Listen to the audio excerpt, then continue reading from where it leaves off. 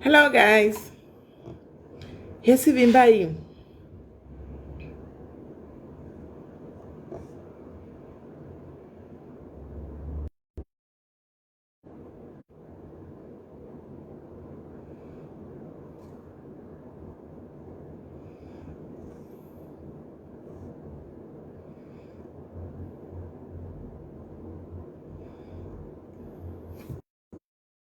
Hariro, how are you? Fiona, how are you? Kwenye network iri kuita ichikara seko guys. Shamiso Makiwa, zviri sei. ADC, how are you? Rebecca Mukondo akala. Network iri kuita ichitiza guys. Network iri kuita ichitiza guys. Muri kuzvionawo network iri kuita ichikata. Amen. Mwecha improve. Muri kuzvionawo.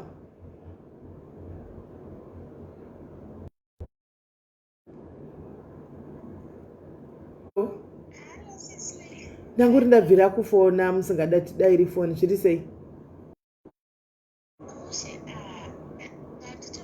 Nenhamuzve nai vasikana konda unondiziva kuwandigwa kutosatoona sometimes kusatodii unongondiziva.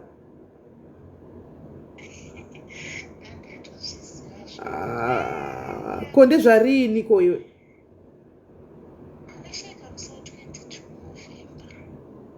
Enda unokwanisa kutoenda.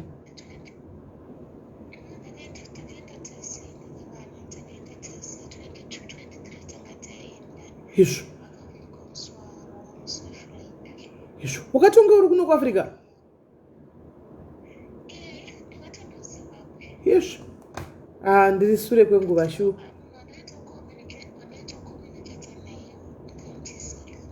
Yeshu. Kana mbotaura wanseli navacho. Otherwise zvakafamba zvakanaka zvo.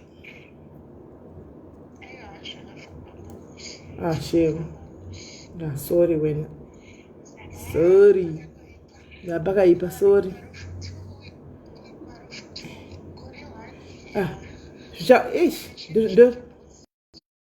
Roman.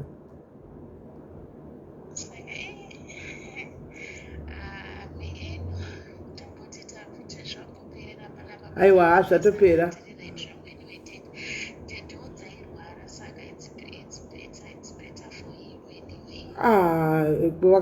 Wakaenda kune peaceful place handiti?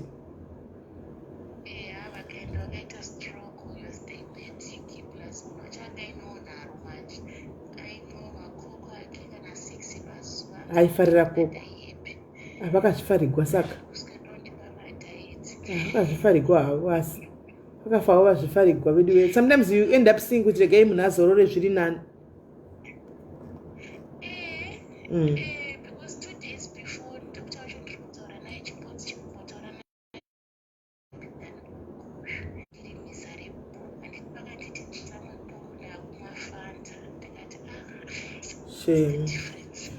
Shame.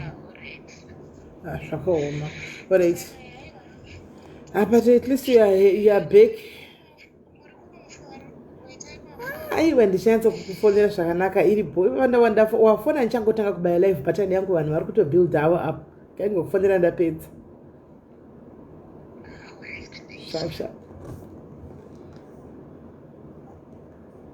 ishamwari yangu guys ishamwari yangu yepadairies dear friend yangu yepadairies guys network iri boy tokontinya here guys network iri boy here tokontinya ishamwari yangu yepadairies ndo shamwari yangu yepadairies iyo yanashara nayo guys dear friend yangu yepadairies iyo friend yepadairies guys tokontinya here guys maswera seiko guys maswera here tokontinya network bo tokontinya network bo alright ngati continue guys maswera sei guys ngati continue kuita kuti magetsi kuno Durban akutonetsa andoda relaxa ini ndada relaxa ndabo natural natural bond ndiyo isha hapana kana pressure handina pressure ni natural bo zvekuti natural handina kana kusora ndichita pressure handina right muri sei guys tatirega timbouya ka guys timbotaura kama tambudziko ari kusanganikwa nawo mumijolo muri kufamba seko asikana mijolo yenyu ende zvakare kudzimba uku guys mudzimba menyu muchichiri kuitika, what's happening, kama bonus akapinda, vana baba vari kutiza, vanotiza nemari vachiinda, vana netsai vakamirirawo pazvikona mari dzevarume venyu, umwe izvozvi asanga achitochema kutochema kuti mari baba vakatopuwa bonus havana kuya kumba, pamwe watozodzokawo mangwanana tine mande. Zviri kufamba sei? A problem handitika shared is a problem half solved handitika saka ngatinzwei what's going on. Sometimes kuchema uri pane vanhu peji rinorindire vanhu vahombe, hati munozviziva, makazvionera guys, handimbosore nchikudzai, muri kungoona crowd yando ndinayo, crowd page inoirindire vanhu vakuru, mature people, right? We share our stories, we share our problems, we share what we are going through, right? Saka vaya vechidiki vaya vanenge vachiona kuti izvi si zvavo, tokumbirwa nemweya waMwari imboendai. Antika tikuda people, mature people who knows kuti ma problems tinawo mukati mupenyu wedu, ende sevanhu tichetorarama nawo, ende ndinotochema dambudziko rangu pane vamwe ndigotobatsirwa nevamwe pavani ipapo. Antimaona ndo vatiri kuda vaya vanenge vakamirira kuti muzosara kudi madambudziko eumwe munhu asekwe, nokuti at some point we are all going to have all those problems one way or the other. Inogona kusava iri yemujolo, inogona kuita another problem. Hanimona kana yekurwarirwa chaiko, kana yemufamily chekuti you need somebody to talk to. And right now we always say kuti guys, it's very rare, it's quite very unfortunate kuti we can't go and share my problems dzimwe dzatinenge chiti blood relatives, because munongozivawo unosora uri topic mu WhatsApp group kuseri uku vachitotaura nezvimazviona vachiseka. Anmona saka let's get to share, let's get to hear tinze kuti zviri kufamba sei, ngatinzweyo kuti zviri kufamba sei.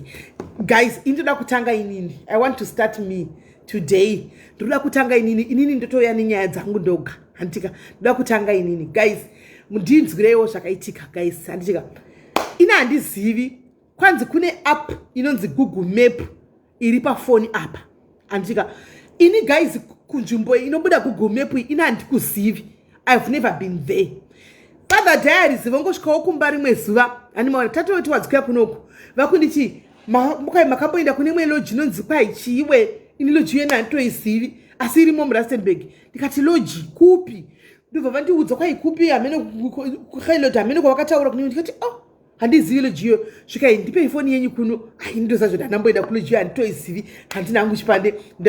Guys, ndavasvisa foni yangu iya guys, vainda pai pakanzi Google Map mwana foni Google Map yakundinongedzera kuti ndakasvika panhingikiri guys pa lodge yandisingatombozivi kuti ilodge yekupi mai mwana ko yakanetsa ka guys, kuchita anditoizivi lodge yamuri kutaura zvikanzi achinyepi apa pachikugona zvachiita mashura aripo guys, pabva paita munhu afona rikaitinzwa ndikutaura ngangu mirai.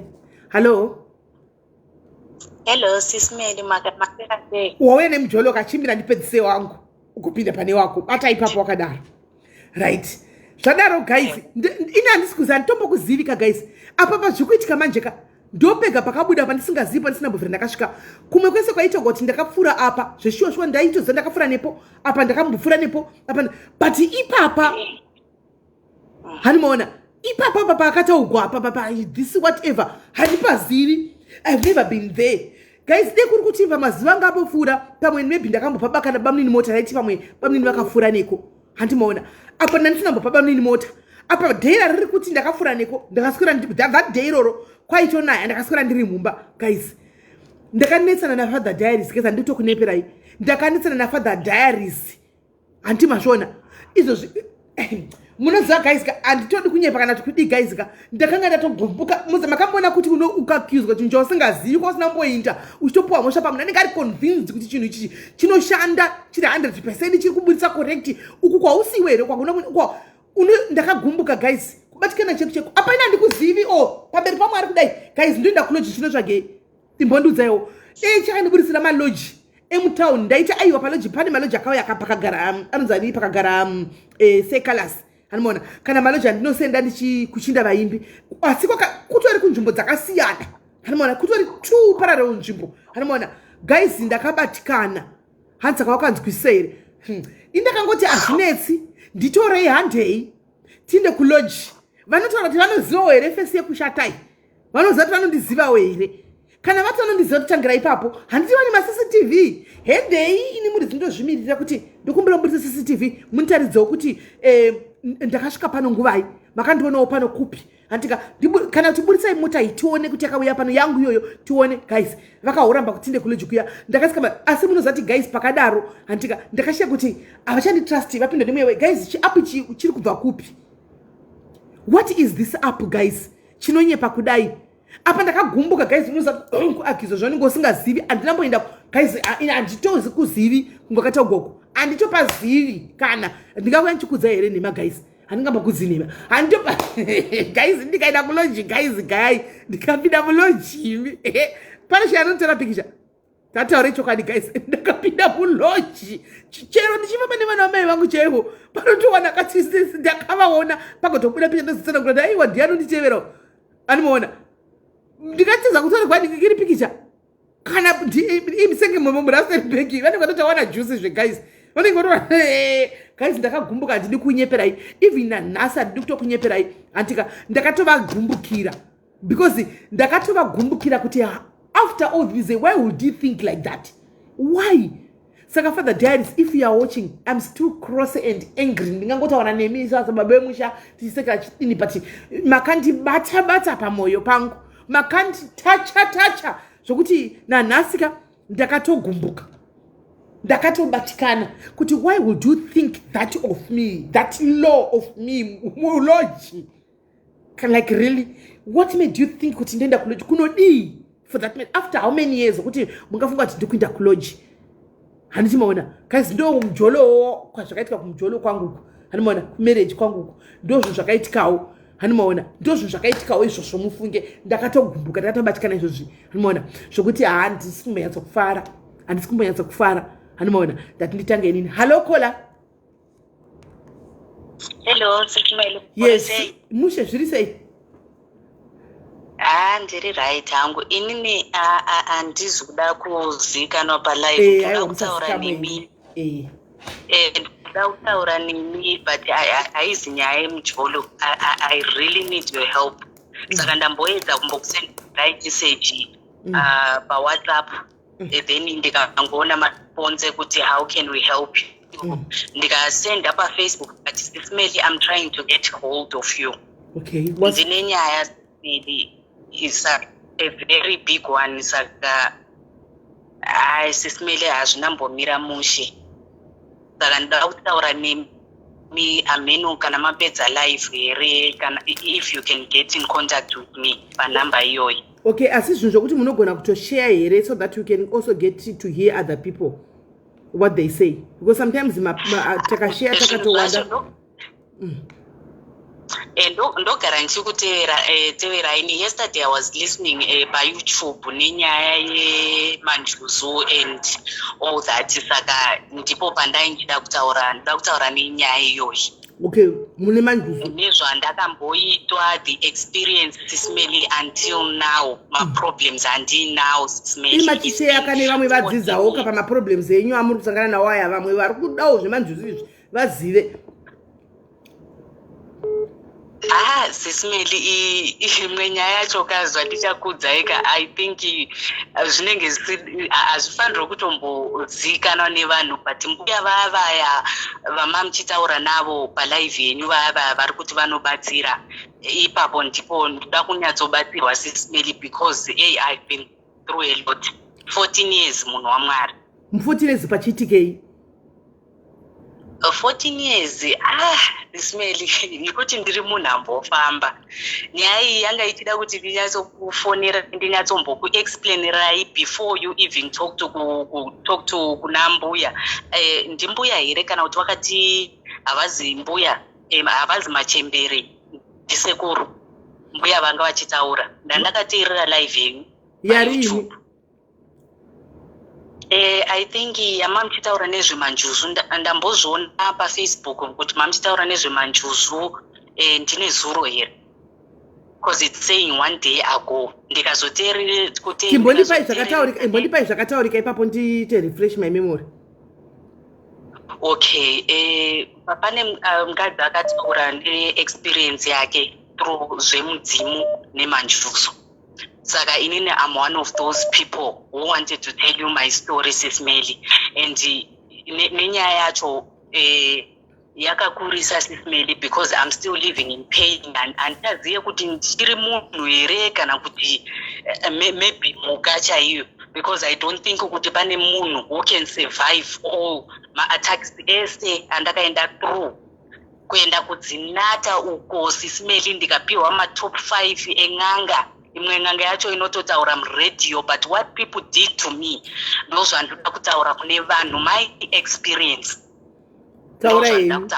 Taura yeni mihanzvadzi yako ukazvarwa inini mbofonera mama wangu vikazouya kunoku, but she wasn't feeling well by that time. Tikaenda kucheche maJohani Masowe iyo yandaipindira kuRosettenville. Tikasvika kune muprofita uya ikati amai mauya ndiri kukuona henyu, but ndainchikumbira kuti pazvichaitika this weekend, but ndainchikumbira kuti zvisati zvaitika muudze mwana kuti baba wake chokwadi kuti baba wake vari kupi. Mai vangu vakangotarisa pasi zvikanzizvonina padzi baba asisi enda kunombochera mvura uko kumberi uko nechigubhu ichi. Saka mhino zvavakasara vechitaura namai vangu ndaangoona kuti kungodzingwa kuti pane zvavaisara vechitaura. Then ndikakumba namama. Patakadzokera namama akumba, mama taichengetwa. In fact ndikati ndaigara neshamwari yamama wangu yavakamboshanda nayo kuDominican Convent kuBulawayo. Murume wacho aigara namai vake nevana vake. Saka I stayed there. Pandanda takagara ikoko. Saka tikadzokera kumba namama. Patakadzokera kumba mama ini ndaisinganyatso munhu angari fit asingaoneki kuti ari kurwara. Saka vakati vada kugeza ndikaenda kunovavhurira mvura vanogeza. Saka ini ndakabereka mwana wangu aive ne1 month akunokwanisa 2 months. Saka ndakamubereka ndiri kukitchen ndakangonzwa dzipasi ndikamhanya ndikaenda kubathroom ndikaona mama vadoni. Then ndikadedza munina wangu, my young sister was 16 nenguva iyoyi, aidzidza muno muDoberg, aiita mapeace job emarestaurant echizvidzidzisa echienda kuchikoro chaizvo. Saka ndikamudedza ekauya, then baba vemwana wangu vikauyawo, muprofita uya ikauya vikati mama wako vari critically, ngativatore tovaendesa kupi kuJohannesburg. Pavakaendeswa kuJohannesburg vakasvika vikaiswa mudrip paya. Saka vakaiswa mudrip paya inini ndikati mama maybe vachaita right. Zvikanzi tobuda todzoka mangwana. Patakadzokera mangwana kwacho mama wangu vangu vaita sei vangu vashaya. Saka mirai makadaro pane pakata network vanhu pavari kuti havana kunzwa zvakaoma guys. Mai ava shuwa regai mati vati nyaya yangu yakakura. Mai ava vari kuti andika upenyu vakarerwa kunonzi kwaBhanda. Asi varerwa kwaBhanda baba vangu saka vakati maproblems kati mupenyu hwavo, handiti ndokuinda kudzin'anga vainzi tsvaga baba vako, handiti saka vakafamba vakaenda kune mamwe n'anga dzinobuda paredhio chaiko, handika vakaona kuti hazvisi kubuda, vakazoenda kuRosettenville kwakune mapostori akanga achibatsira. Hanzi mupostori akasvika kati uri baba mai vako kuna kola vane zvavakaita nabhudhi vavo nehanzvadzi yavo vakazvara iwe. Zvichireva kuti kola mwana weincest, mai vavo vakola vakarara nehanzvadzi yavo vakazvara kola, saka tsvaga baba vako. Handi saka mai vafonerwa vaiva vasingatauri chokwadi kumwana. Muprofita ndokubva agadzira, handika ndokuti ndauya namai, ndokubva afonera mai agadzira. Mai ndokubvuma ndokuya kumuprofita. Mai vaya kumuprofita, handika vasi vaitorwarawo asi vachifamba. Ndobva panzi twasitikirire kuti padzingwe mwana pane zvavaida kutaura, ndokunzi mwana imbobuda uinde kunotora mvura kuna mai afa. Mai andobuda kunotora mvura, ndobva vadzoka vakanzi nemuprofita pane zvichaitika kuna mai vako, asi zvisati zvaitika kwamuri mama, udzai mwana chokwadi. Handi muri kuona. Saka mai hanzi vakangotsikitsira pasi havana kukwanisa kutaura chinhu, handika. Then vadzokera after some days mai ndobva vatanga kurwara, vakadonha mubathing room, ndobva vangotakurwa mubathing room, vakanzwa kola kuti mai vadonha, ndobva vaenda kuchipatara. Vaenda kuchipatara kuya ndobva vasvika vakanzi vakanoona mai vakaiti tozodzoka mangwana. Mangwana achidzokera kuchipatara vakawana mai vashayika. Endererai numerical. Hey, Okay, sisimeli muri palive here. Ndiri palive. Okay, haikuti ndaisingade kutaura hangu nyaya yacho iri palive because yakakura hayo. I don't know kuti hatine nguva kole taurai yenyu taurai zvenyu taurai nyaya yakakura taurai yenyu vanhu vachingowa saka ndakazobva takazobva ipapo then tikabatsirwa nebaba vamwana wangu kuti tinorasa mama tikaenda kumondoro akadhiraivha titati tasvika kumondoro takasvika pabhodha tichinoviga mai vangu. Saka patakasvika pabhodha chitunha chikaramba kuita sei kuti mota ikaramba kutsimuka tasvika pabhodha kuti tichidarika kuti mapepo chigadzirwa zvese zvikafriza. Ndikafonera madzibaba inini. Madzibaba vakati pane vanhu vandiri kuona vekumusha kwamai vako vari pabhodha ipapo. Hameno kuti vaudzwa nani kuti amai vako vashaya but vanhu vacho muchavaona pabhodha ipapo. Saka iwewe ndiri kumbira kuti iwewe utore mvura utaure namai vako nekuti mai vako vanenge havazi kuda kunovigwa kupi ikoko kumondoro. Ndikati okay, ndikatora chigubhu chemvura ndikatenga mvura sisimeli. Tikabva ipapo ndikataura namai vangu then mapepa tikanzwa kuti abuda zvakatora kana kuti 30 minutes then tikadarika pabhodha. Patakangobudira panze pabhodha apa rekuZimbabwe tikaona for sure is masisters amai vangu varipo ipapo. Saka masisters vobva vapinda mumotokari vakatanga kutituka zvikanzi imimi mamuchichengeta mai venyu koko kuSouth Africa iwewe uchiva mazvanzi masista ako nehanzvadzi dzako dzichichengetisa sisi vedu vana vavo zvino vashaya mamuchiregere chii kutiudza. Inini chandakangovhunza ndakangoti ndokumbira ruregerero asi panapa tiri kuenda nemukwasha ndiye ari kuita sei ari kubatsira zvese. Zvadini kuti tinosvika kumusha then tozotaura chi nyaya yacho. Vakapenga sisimeli tiri mumotokari muya muya. Tikati takunosvika ikoko tikamborasika kurasika chaiko kurasika musango chaimo kurasika mota ikambostaka kumira nenoizi yaive mukatimo. Saka baba vemwana wangu ndivo vakazobuda imomo vikati ndaichikumbira ruregerero asi inini nyaya handinyatsoziziva but kuti muende muchitukana nevana ava vana vadika vari mumotokari kwaive inini nemunina wangu then bhuti vangu takazofura chingovatoro ikoko kubhavayo kwavanga vari tikaenda kumondoro. Saka tasvika kumondoro kuya sisimeli zvakaitwa izvozvo zviri kuitwa. Baba mwana wangu vikati mwana wangu ndakamusiya kunoko I think aive about akunokwanisa 2 months. Baba wacho wakakumbira kuti esare nehanzvadzi yake sisi vake. Saka tasvika kumondoro ikoko baba vemwana wangu vakati after 2 days zvapera zvese vakati iwewe pane zviri pauri zviri kukunetsa zviri kuvhara zvangu. Saka ndaichikumbira kuti ndikusiyire mari maybe vanhu vekwamai vako ngaite sei vekakubatsire. Ndikati saka kuda kundisiya pana pamusha ekati kati okay. Saka ubva abvisa 10,000 rand.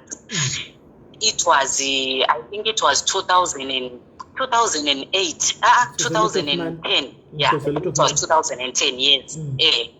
Saka ubva abvisa 10,000 sisimeli ubva andipa. Saka inini in our family we are 7 tiri 6 vana okay tiri 6 vekwabhanda handiti but inini I'm not only child who is in wekwabhanda. Saka ipapo sisimeli ndakasitaura nasisi vangu vanga vauyawo vechibva kuBotswana tikataurirana ipapo ndikamudza kuti baba vemwana wangu vari kuti ndisare pane zviri pandiri zvinofanira kugadzirwa but inini handizive kuti zvingagadzirike here kwana mama because kwana mama wangu asingazvitaure nehama dzavo. Mama wakazvibvisa pafamily yekwavo kudhara isusu here kumondoro tandisati tambokusvika. It was our first time patinoenda kunoradzika mai vangu. Saka ipapo manje pafunerali ipapo vakauya hama dzamama wangu vechidhiraivha motokari sisimeli vekazara apo tikatomangara kuti Saka mama akatori nehama dzakawandisa kudai asamai vedu vaitambura kutambura kwete kutambura kuya kudiki. Mama wangu vaitambura to raise all of us. She was a single mother. Saka zvakaitika ipapo Sis Melly, baba vemwana wangu vakazodhiraivha vaenda ini ndasara papa ande sisi wangu vekati but zvingaitike panapa tese ini ndofanira kudzokera kune murume wangu Botswana. Iwewe usaudze vana vekwana mama problem yako. Iwewe chingoenda kupi kuHarare. KuHarare ndakanzwa kuti pane nzvimbo inonzi Zinata, but usati waenda ipapo I think taura nani naBhanda stepfather yangu. Ndikati okay, saka ndikafonera Bhanda ndiri kumusha ikoko ndikamuudza kuti ndokumbotisangane kupi kuHarare.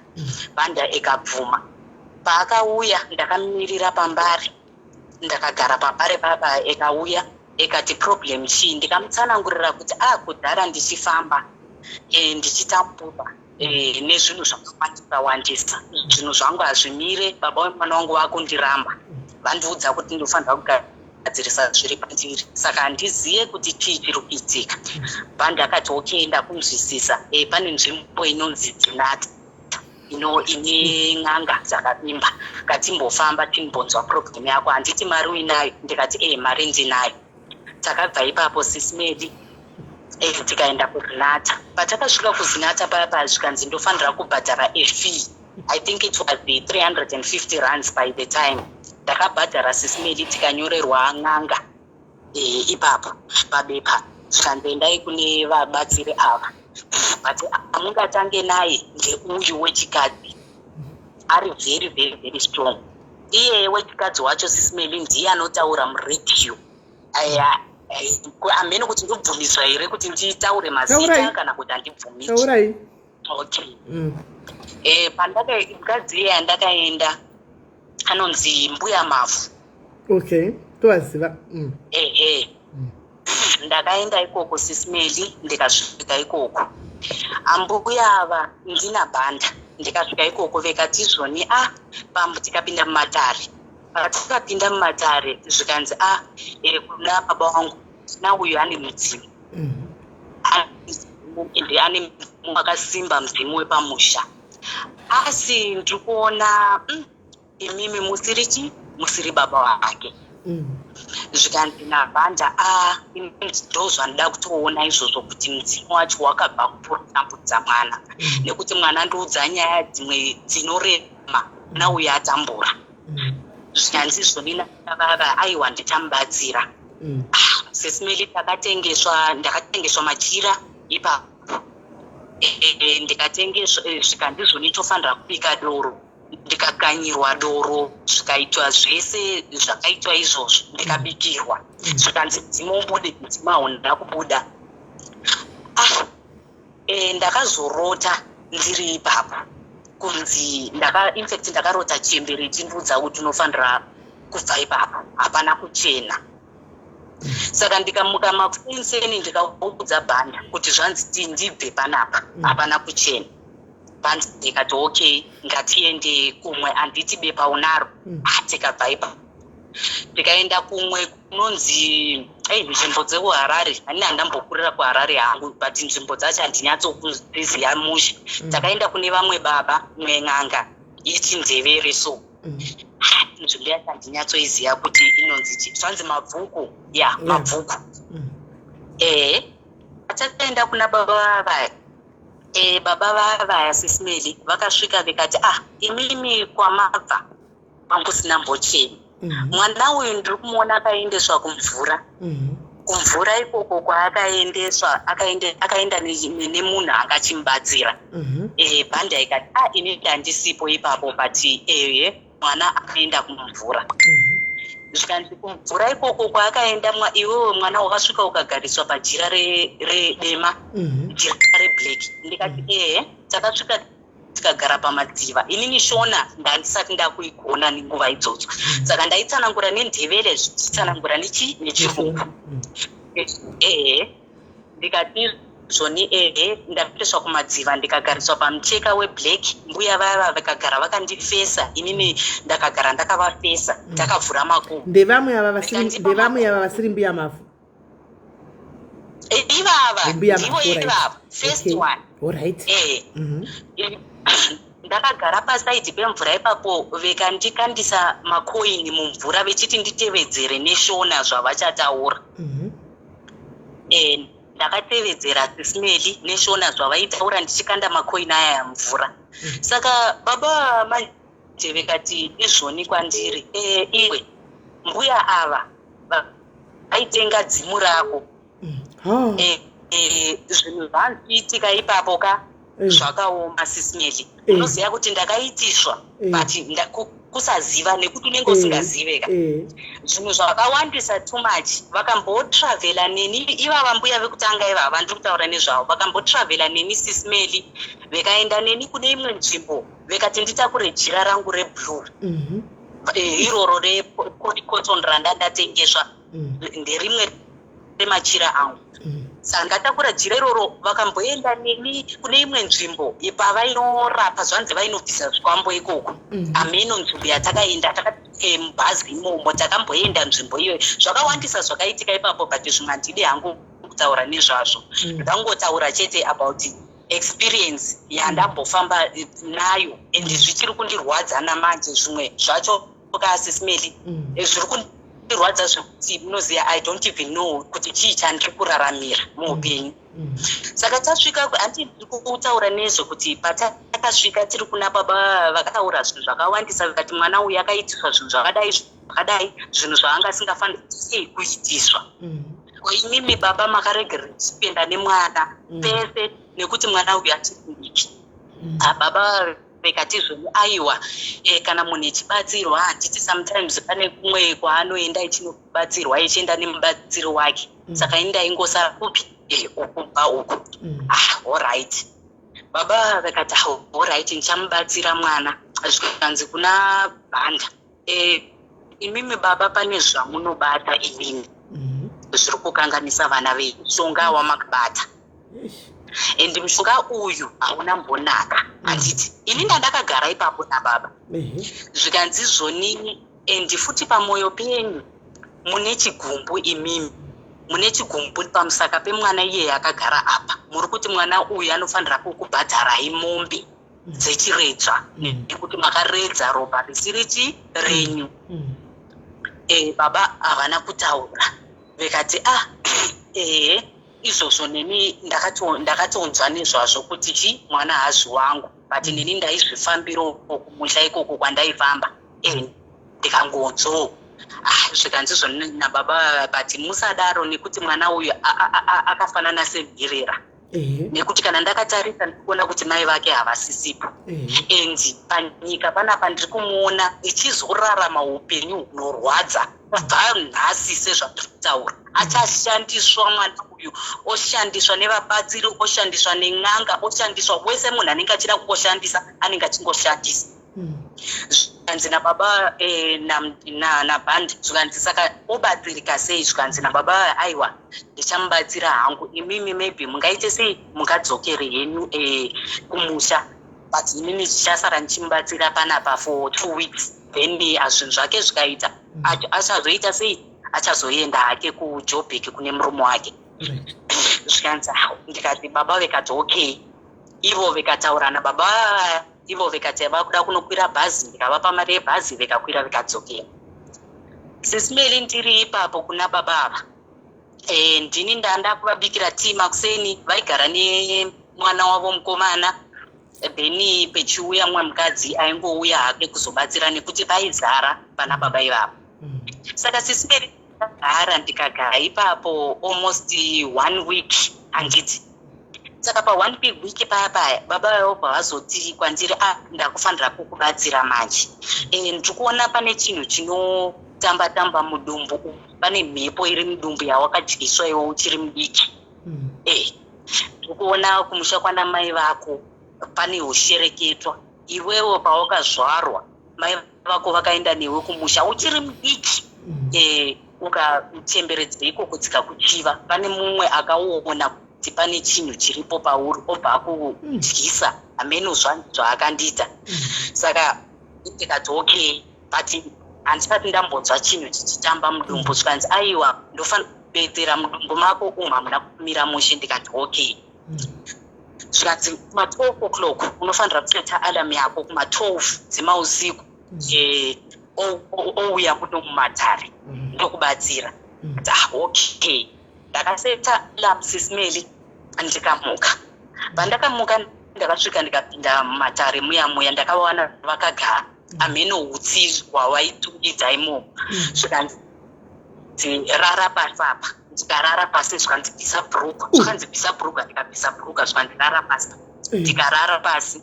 Vakatora tsvimbo Sis Melly. Vaivinika tsvimbo kavo kanenge kadiki kaigara mune chimwe chinhu kana kuti dehwe kana kuti chii chaigara mamuzi chaita senge chine mafuta senge cooking oil kana kuti chii hameno mafuta chiyowa. Saka vakabvisa tsvimbo imwe ndakatarisa vekaibvisa mukati mangu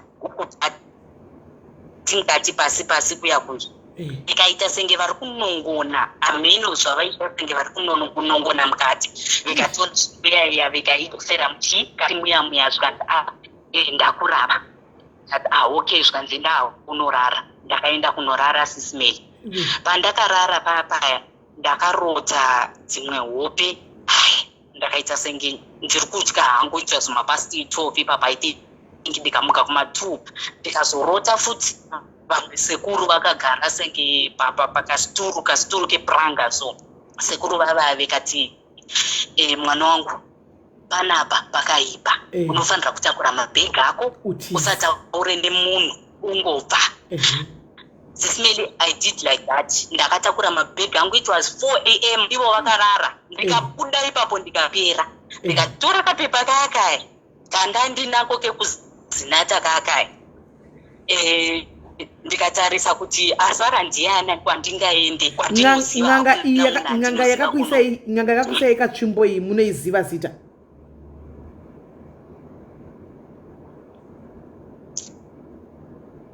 Tinogara kumavhuku but laive nepepa taurai zita. Pane munhu taurai zita. Pane munhu ari nganga yatakambofumura panapa iri kuda kufanana nyaya yakafanana neyi. Inonzi ani nganga iyoyo? Zita rake Sis Melly handinyatsiziva but anogara kumabvuku. Papa imba yake yaive 2 rooms. Amirai, angari wechidiki here? Wechidiki mutema? Aiwa kana angakakura abava nevhudzi rewhite mumusoro. Hasi. Baba vane vhudzi rewhite mumusoro varefu. Saka ndakabva ipapo Sis Melly ndakatakura mabhegi angu kuma4 ndikati ndonanga kupi maproblems anenge haasi kupera kwandiri chii chiri kumboitika. Nekuti yekurota iyi kandaingoroteswa ndotaura navo kuhope but ndisingazivi kuti chii chiri kumboitika nei. I did not understand myself zvaiitika. Ndakabva ipapo Sis Melly ndikatarisa mubepa riya ndikaona pene mukadzi. I think it was mukadzi wechi3 anga kanyorwa ipapo but kuti uyu aigara imwe nzvimbo handinyatsiziva kuti nzvimbo yacho yandakaenda. Ndakaenda iyeye wechitatu ndiye akazosvika ikanditsanangurira mukadzi yawe. Akanyatsotsanangura zvinhu ndinonzwisisa ikandiudza kuti iwewe une mudzimu asi uri kuvhiringidzwa nevanhu vekwamai vako ndivo vari kunyanyovhiringidza.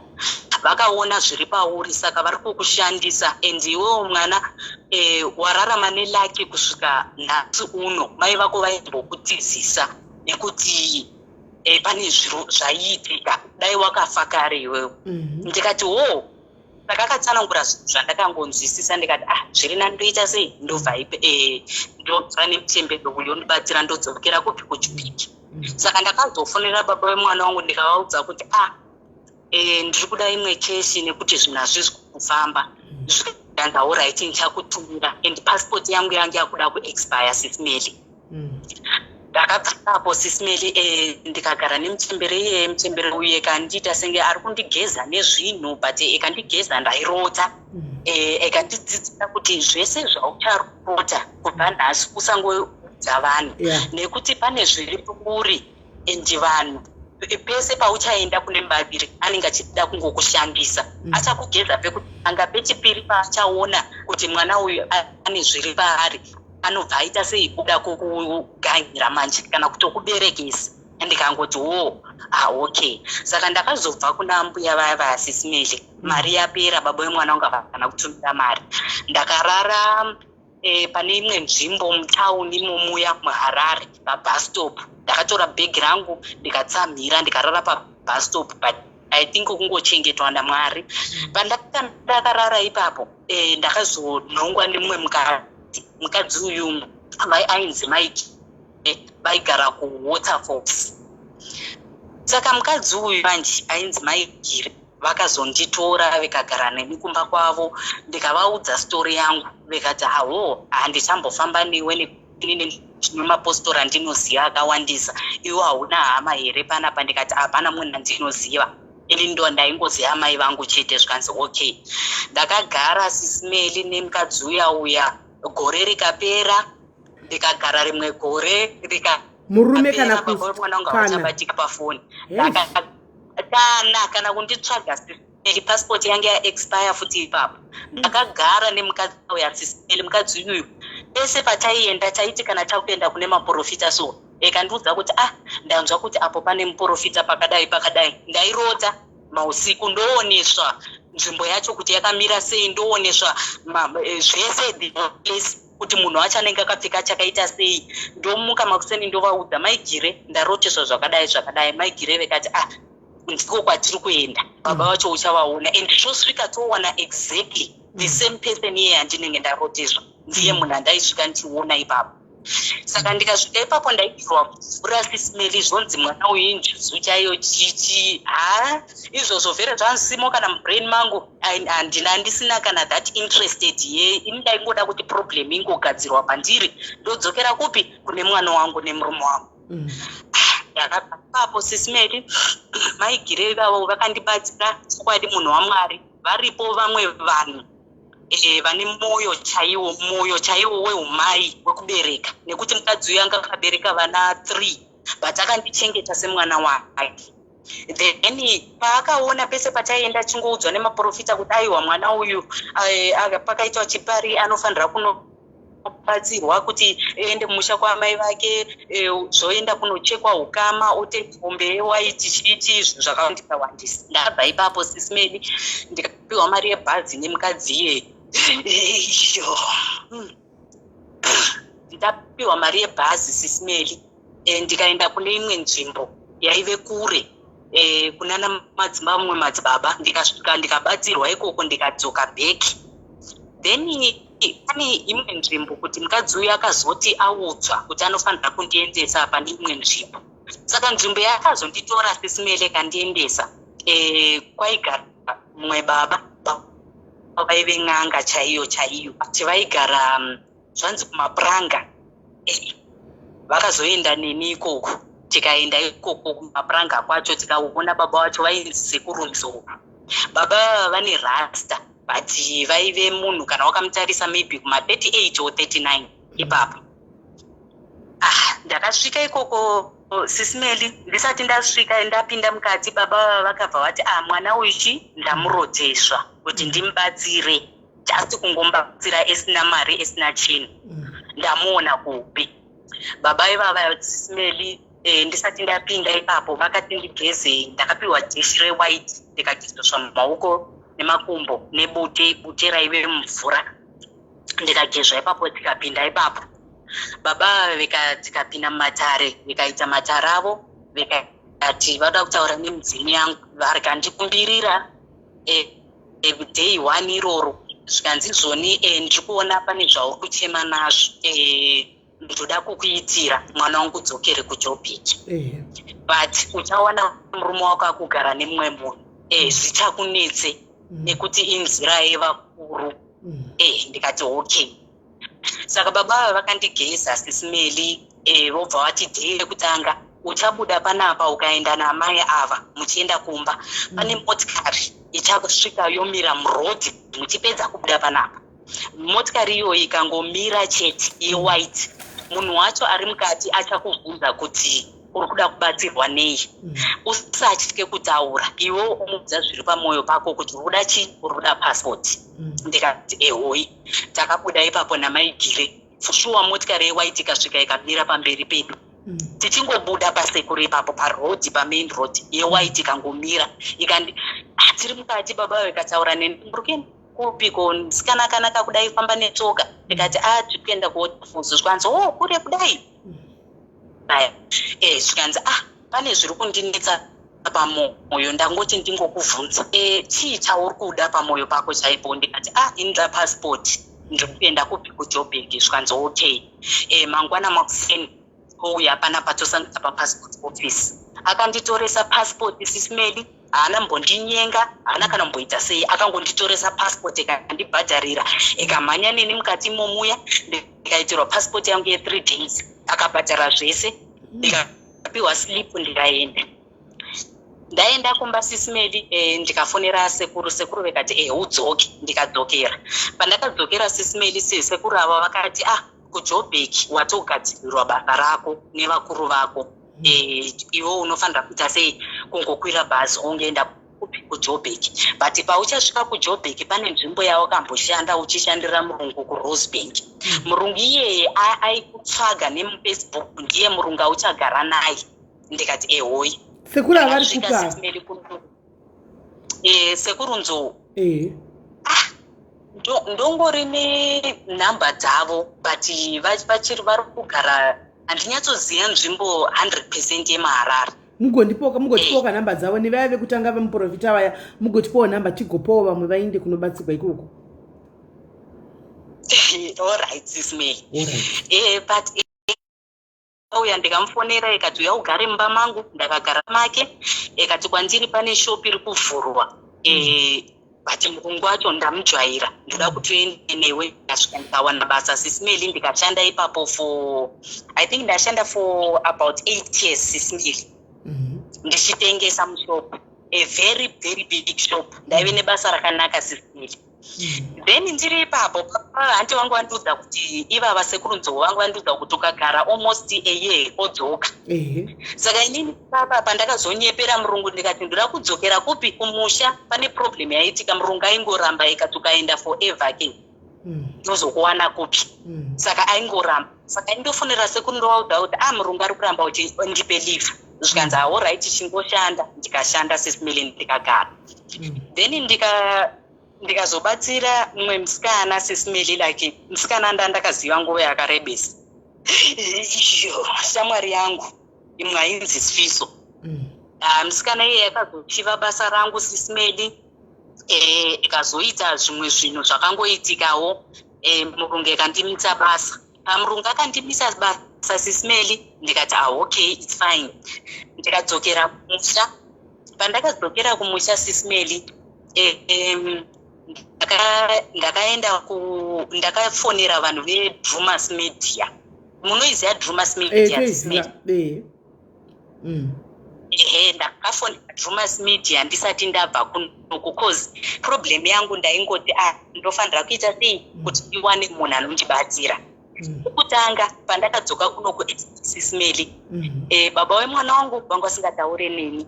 Ndakaedza kuenda kuRandburg court kuti ndiripote case SIS MELLY. Baba wemwana wangu vekaramba kundopisa mwana wangu. I know vanogara muno muRandburg but until today SIS MELLY mwana wangu handisi kumbomuoneswa. Ndakaedza kufaita case yacho but kuti ndiri munhu hangu asina mbonyanyodzidza chikoro, handina chikoro chakanyanya. Ndongoziva hangu kutaura chirungu nezvimwe izvozvo kuti munoona hameno kuti chii. But ndakaenda ikoko kukoti tikaedza kuti timborwira mwana. Baba wemwana wangu vekaramba nemwana. Inini ndandabatsirwa nemurungu wangu kuti ndowana lawyer riya neloya remurume wangu vekainza agreement yekuti mwana vachandionesa mwana each and every week. Ndikati okay. Ndikatanga kuona mwana. Ndakangooneswa mwana ka3 kana kuti ka4. After that over contract baba wemwana wangu. Ndikavafonera kuti chii. Vakangoramba vakangoti havadi kutaura neni. Ndikati okay it's fine.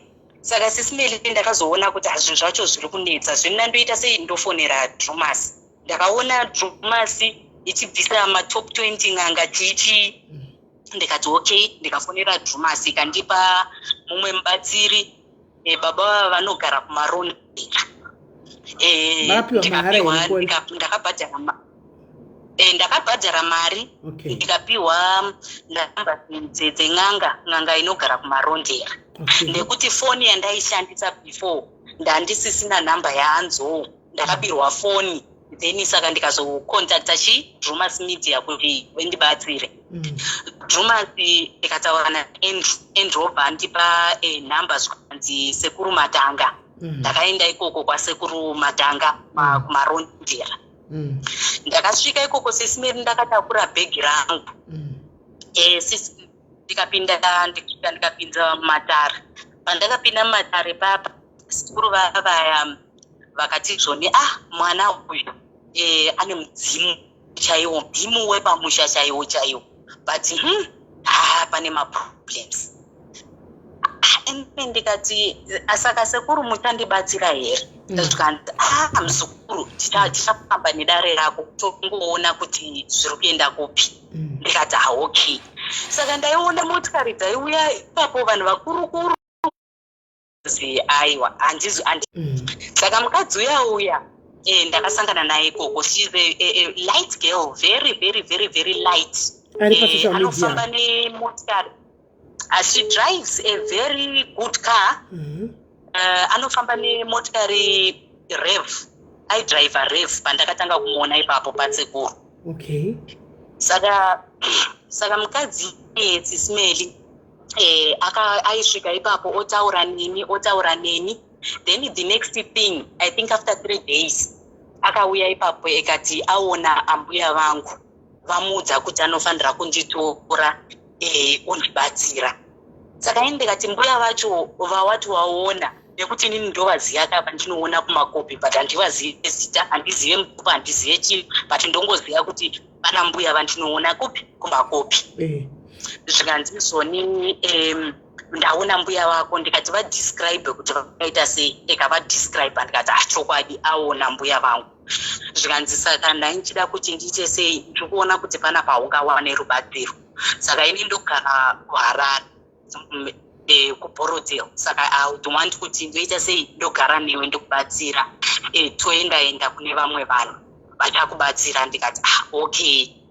Saka ndakagara ipapo pasekuru vangu vasingadidedze mumatare but vamwe vanhu vaibatsirwa every day. Ini ndichingobatsira ndichienda kunotora huni SIS MELLY ndichiuya ndobika ipapo nekuti vaigara nemukadzi wavo nemumwe mukomana wemombe. Saka ndikagara ipapo. Then after a week kukauya Andrew veDrumas Media. They came there. Saka pavakauya ipapo vakapinda mukati ndikakumbira ndikati ndokumbira kutaura nemi mukoma Andrew. Ndikataura navo takagara mukisheni ndikavaudza kuti pana pandinenge handizikuwana help. Amene kuti mude mumwe munhu here hamungandipe namba dzake nekuti sekuru inini vanongosiya everyday ndongogara panapa but havazi kumboita sei kundidedza. Zvikanzi okay tichataura ozondifonera. Ndikati okay. Vikaenda. Pavakaenda pakasvika mumwe mukadzi. Mukadzi uyu anonamata. Akati ndakagara nevamwe vanhu vaibatsirwa nasekuru. Pakasvika mukicheni akagara pasapo. Ekati mwana uyu ane almost a week akagara panapa. But rubatsira muona achiruwana. Ndikabvunza kuti mumwe mukadzi anga akagara pasaidi pake anga kundiziva aiuya everyday chizorapisa mwana wake ipapo. Mwana wake anga airwara but I don't know chirwere chanchakamubata mwana wake musikana. Saka mukadzi uya akabvunza kuti saka muri kuti haangabatsirwe nei iye chigara nasekuru nekuti ndiye atinotobatsirwa fast. Zvikanzi aiwa mwana uyu ane mudzimu wechirume wekumvura wakasimba. Hapana munhu angamubate kuti angamubatsire. Mwana uyu anoda rubatsiro. Tikuona echibatsirwa nemunhu it's either chembere isisiri kurara nemurume kana kuti sekuru vasisiri kurara nemurume nekuti vari paari vanhu chikuru vechinyakare. Ndivo vakagara pamwana uyu. Saka mwana uyu anofanirwa kubatsirwa nemunhu vanhu vaya vechikurukuru. Haangobatwe nemunhu wese. Saka ini ndikabvunza ndikati saka mama ndokumbirombo ndibatsira kasinzi muchipinda nguo tsvuku maybe ukandibatsirawo zvikanzi ini ndikatobatsira ava vane zvidiki vakagara panapa iwewe handingakwanise kukubatsira but ndingakutsvagire munhu angakubatsira. Ndikati okay, vakandipa imwe nhamba zvikanzi ndemumwe mukadzi anorapa ari kuHarare chichi. Saka ndandakuneta SIS MELLY, moyo mangu ndaneta because now I'm now 39, I'm turning 39 years. Saka I think you can see almost 14 years they say it's munhu achingotambura chingotira pasina kubuda. Saka what I did, ndakangotora nhamba ndikangochengeta but mukadzi uya ikati ndoda kuti vanhu ava vawakagara navo vekwamatanga vakusunungura nekuti ndikuona havasi kukwanisa kukubatsira but vada kuti ugare ipapo. Ndikati indava vechida kuti ndigare ipapo zva iwewo kana wakagara ipapo une shave rinodedza vanhu. Vanhu vanouya kungozara panzvimbo vongozara vesingazive chavari kuzarira but vanhu vanongozara and iwewo une chipo chekuti munhu anongouya pasaidi pako ongokudza problem kudai but ngurozi yako inenge ichitoshanda yotomudza kuti kudai zviri izvo chaizvo and munhu wacho anenge achitofira kuti apa ndatowana rubatsiro just nekungotaura newe. Ndikati but zvimwe handisati ndazvaongorora zvangu zvikanzi aiwa ivo zvaungaite macheche mapostori usaende futi nekuti vanenge vachida kudzivirira chipo chiri pauri. Ndikuona watenderera dzakawandisa vechiedza kukuvhara but vatadza nekuti hauvharike. Nditi okay. Saka mukadzi uyu akazondibatsira ikandipa nhamba SIS MELLY. Ndikati regera ndosiyana nazvo. Then mukadzi uya uya mutsvuku handai ndichikudza nezvake mutsvuku uyu yellow akazouya. Hasi socialite here mukadzi mutsvuku uyu? Havasi vanhu pasocial media? No. Okay. She's not on social media. She does not have Facebook. She does not do Twitter, Instagram. Akandiudza kuti haite zvese izvozvo because anodanana nemukuru but handingataure zita remunhu wacho. Saka zvakaitika SIS MELLY, that woman took me in handiti akanditakura ndibva ipapo pasekuru ndikavaudza kuti ini ndakudzokera kuJoburg nekuti zvinhu hazvina kumira mushe kuJoburg. Zvikanzi nasekuru okay it's fine, you can ungaende hako. Ndakabva ipapo SIS MELLY ndikanogara nemukadzi uyawo ndikatanga kutenderera nzvimbo dzakawandisa tichienda nemukadzi uyawo tichienda SIS MELLY because I stayed in Zimbabwe for 9 months. Ndakagara ikoko kuZimbabwe kune mukadzi yedu echifamba neni like tongotenderera nzvimbo dzakati one day. Then zvakazoitika takazoenda vamwe sekuru vekuchitungwisa vanonzi sekuru kushungu. Patakaenda kuna sekuru vava vakasvika vakangotibatsira nekuti iye ane zviri paariwo zvaimunetsa but asingakwanise kuti angabatsirike sei nekuti akamboedza machechi zvanzi masowe for 5-6 years but hapana chinhu chakachinja. Saka after that takaenda kuna sekuru ava kusvika ava vekangotibatsira apa neapa. Then tikabva ipapo nekuti tanga kuita senge vanhu vasingazive zvavari kuita. Tikabva ipapo otarisa futi paYouTube kangoona munhu kana kuti kanzva kuti pane munhu aiswa aidha neMSV kana kuti neYouTube ana Andrew anongoti ndongoti so takazobva ipapo SIS MELLY tikaenda kune vamwe sekuru vekuMbare. Sekuru vava vekuMbare takasvika tikapinda papai. Takapinda vekangotiudzawo maproblems edu but he's the first sekuru wekutaura kuti mwana uyu waita basa wamunza panapa because sekuru ava vanenge vakasimbawo but I don't know kuti he's from Mozambique.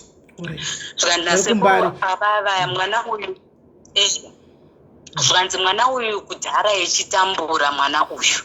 Ndiri kuona mwana uyu akambouya nemabhokisi emaperfume paakauya ipapo 9 months idzo dzandakaenda kumusha sekuru ndakaenda nezvinhu zvangu ndinotengesa kuZimbabwe. zvakazoitika sismeli chokwadi vanhu vavanikuita mukadzi aiuya ichizotenga tiri pandaigesa pashopu ndichiri kunoko kuJoburg. Mukadzi uyauya namba dzake ndaive nadzo, ndakataura naye kati uya utengese ndokubatsira, I've got a car chichi. Mukadzi iyeye sismeli akaenda neni kunotengesa almost staff yangu ye$8,000 US. Takaverenga zvacho converted zvikaita $8,000 US. Mukadzi uyauya sismeli takadhilivhera mumashopu tikadhilivhera everywhere. Kandiudza kuti inini ndichinyora pabhuku iye echiti anonyora pafoni pake. Mukadzi uye kandiudza kuti zvoni aiwa ndikamubvunza kuti why are you not writing on my book? Ekati no, I can't write on book because ndokwanisa kuita seri ini ndikuisa mufoni staff yako yese kana yapera handiti iwe uchandibhadhara 1.5 yangu yawati unondibhadhara. Ndikati okay. Tikatengesa sismeli. That woman ndandakangana kuudzai mukadzi iyeye ndakagara naye first before ndisati ndaenda kwasekuru Matanga. Ndakasvika first amene kuti ndakaenda kwasekuru Matanga first of all ndakaenda kune mukadzi because I hate my enda kuDhombosha. That lady uyu aive shamwari yangu andaiziva ndakamuziva kunoko kuJoburg. Yes. Takaenda kuDhombosha ikoko. Patakasvika kuna baba vekutanga vainzi Mondoro vanopfeka black vanogara kusango. Takasvika pakazara vanhu ikoko vakawandisa much nema-celebrities. I saw about I think 2 celebrities ikoko. Saka tiri ikoko sisime baba vakanditengesa inonzi chambwa. Tikatanje ipamba muti pamusikata. Tikaiswa mabhareli snuff mumino ndikamwiswa imwe pambiya tikamwisa then tikaenda kunonatira. Tikabva ipapo zvikana baba mwana uyu ari kutsvaga mutupo wake. Mwana uyu mutupo wake ndikuona asi pane zviri kuitika. Nguva haisati yasvika kuti icho sei audzwe ndisina vamwe vanhu vari panapa vese ava vauya. Mwana uyu anenge achida kuti ndomubatsira eri1. Saka neshamwari yangu okay. Tabva ikoko sismeli shamwari yangu kati akufanira kunokolekta mari. In fact patakabva ikoko ndakasvika ndikarara. Mausiku ndakarara sismeli that friend of mine ndakamurota naamai vake vechipinda mubedroom patandakarara. Pandakamurota ipapo echipinda kubedroom sismeli mausiku I think it was around 2:30. Ndakabata mwana vachindipa mwana musikana andandakatakura maoko but mwana uya anga nemakumbo edatya munoona. Saka makumbo edatya mwana uyu zvikanzi neshamwari yangu iyoyo anenge akapfeka mucheka weblack pandakamurota ipapo. Ndaita sei ndobva ndarohwa navo ita sokaiko kurova vese veri vaviri nemwana wavo akatakura iye. Saka panenge vakadonhera pasi ndikazorota. In fact makuseni acho pandakamuka sismeli kwandiri shavi rako nerangu hazvisi kumbofambisana. Saka unofanira kutakura mabhegi okuendi. Ipapo makuseni ndikamubvunza kuti saka mari yangu imari what about all my money yestock yangu. Ndikanzi aiwa nditumira pafoni. Ndikati chii chauri kundidzingira. Kanzi ndaona kuti inini newe hazvifambirani hatisi kufambidzana maspirit edu hafambisani. Ndikati okay sismeli ndipo pandakachema ndikafonera sekuru ava vanonzi Matanga. Then sekuru ava ndivo vakazofonera mukadzi uyu mutsvuku. Mukadzi uyu mutsvuku akazouya kuzonditisa panze peflat kuma-avenues panze peflat remukadzi uyu. Ndipo paakazoenda nekunogara neni kumba kwake. Nyaya yakafamba yakadaro. Saka zvakazoitika sismeli takasvika kuMbare. Hanti ndipo pandagumisira kuMbare kuti tandiri kuMbare kune vamwe baba. Baba vekuMbare sismeli ndivo vakazosvika kwandiri vekati ndakagara nemukadzi yauya zvikanzi mwana uyu ndiri kumuona ari kutsvaga dupo rake but mwana uyu ndiri kuona kuti asiwe kwa vanhu vese vafamba handingableme vanhu maprofita kana kuti n'anga zvavaiona kune mwana uyu but dupo remwana uyu ranga rakavigwa. Mwana uyu akanyeperwa kunzi mwana wechipari, hazi mwana wechipari uyu. Mwana uyu dupo rake ndiri kuona pachimira shumba pamberi pake. Mwana uyu ndiwo kwashumba nyamuzimu. Mai venyu vaiyera shumba here. Ndakatanga manje SIS MELLY kuita. Aiwa, mai vangu ndeve kwamuganga vari. Ko saka ndii vakanzi vakavatana bhuti vavo here, saka bhuti vavo vaiyerei? Zvanzi aiwa bhuti vavo vese vaiyera ndeve kwadhuve. Vaiyera dhuve. Saka zvanzi zvese, saka inini ndakamubvunza baba vaya. Ndikati ko imini mungati ndiriwe kwashumba sei? Inini ndaikudzwa pesa ndiri mwana wechipari. Kozvino pandakukwanisa kuti ndaunganidza mari yekuti ndinochibvisa, nekuti vanhu vese vaindiudza kuti ndofanira kunobvisa mombe 2 kwana mai vangu. Ndokuti ndiite sei ndisununguru. Saka papa handikandatichesa tumwe tumaperfumes twandwasara utu ndakabirwa almost 7 point something neuyu musikana uyu. Then ini ndikasara nemari shoma, ndakangowo iyo yandaitengesa cash. I think I had about 700 or 800 yes. Saka ndaunganidza mari iya ndakokumbira mukadzi uyu mutsvuku kuti ndokumbira uende neni kumusha kwamai vangu, ndoda kunobvisa mombe. Mukadzi uya uya akati aiwa tofanira kuenda nen'anga kana kuti svikiro, nekuti kumushe kwana mai vako since vanhu vese vechiti hakuna kumira mushe, unofanira kunoita sei kunobvisa but wakuita sei uchiziva zvauri kuita. Saka baba vavo vakati iwe ungabvise sei mombe, n'anga iya yekumbari ikati ungabvise sei mombe baba vako vechiri vapenyu, baba vako vaite sei, baba vako vapenyu. Ndikati Joni aiwa ini ndaudzwa kuti ndofanira kuita sei kubvisa mombe pese pandaifamba, ndaingoudzwa kuti ndofanira kunobvisa mombe. Saka zvichireva kuti sekuru vangu vasirivo baba venyuka? Aiwa, sekuru vangu vasirivo baba vangu. Okay. Asi mai vakamboita avo nasekuru? But aiwa ipapo handinatsoziva hangu, nekuti patakabva kuna baba vavaya tikazoenda kune dzimwe nzvimbo naiyeye mukadzi iyeye nekuti aidhiraivha ka, tikaenda nzvimbo 3 kana kuti 4 tichinda aida kunokonfema, mukadzi uyu aida kunokonfema nezvangu kuti zvataurwa neuyu wekupare ndizvo here. But dzese nzvimbo dzatakaenda vese vaisvika vechingoti ashumba vauya munoona. Saka ini ndikazoita confusion, ndikagara nemukadzi uyu pasi ndikanyatsomubvunza kuti ko zvikanzi aiwa baba vanonzi madzibaba Peter. Madzibaba Peter ava vakabuda papanonzi padrumas media. I think it was top 1 madzibaba Peter nemukadzi uyu avanonamata navo. Takaenda ikoko SIS MELLY, ndikasvika ikoko ndikapinda mumata ravo ndikanamatirwa, ndikaudzwa chizvo kuti aiwa ndiriwe kwashumba. Ndikabvunza kuti okay, saka vanhu vese ava vaindiudza zvakadai zvikanzi aiwa imhepo iri pauri yakasimba yaingodhaivheta vanhu isingade kuti vaone zviri pauri chaiwo chaiwo, nekuti nguva yanga isati yasvika yekuti iite sei uudzwe kuti iwo mutupo wako ndiwo kwani. Pane vanhu vari kubata-bata kwamai vako vasingade kuti uzive iwewe kuti dupo rako nderekwani, nekuti varoda kungokushandisa. Iwe uri kushandiswa, hausati wamborota here zvakadai chikwambo. Sometimes uchirara nemurungu, sometimes uchirara nemurume, sometimes uchiita sei. Ndikati zvese izvozvo hope idzodzi ndaidziwana kudhara, but manje handisadziwane nekuti maybe iroad yandakafamba, like kumaprofita ese andaienda, n'anga dzandaiendawo dzimwe maybe dzaindibatsira dzimwe dzisingandibatsiri.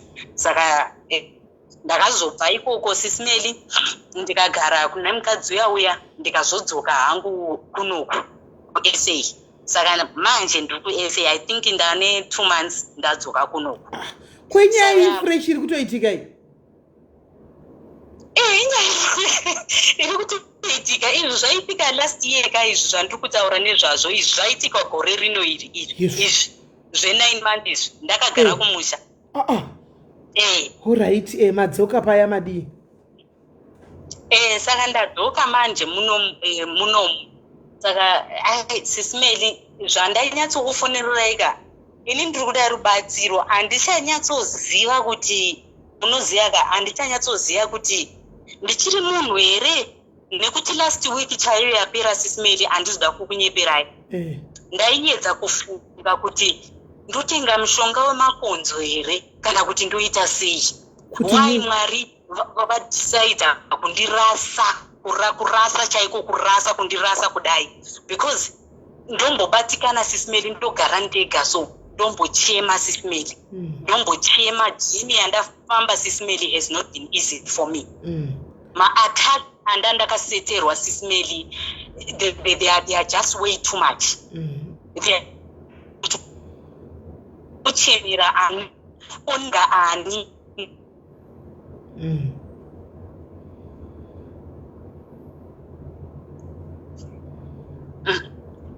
Hello? SIS MELLY. Right.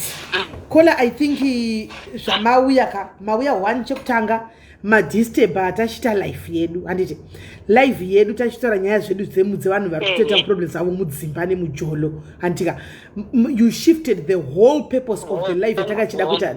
I want you to listen to me mningi wangu handika chida kuita life yedu mukaya nelife iyi right. I find it very weird handika and coincidentally to say nezuro pandakarara.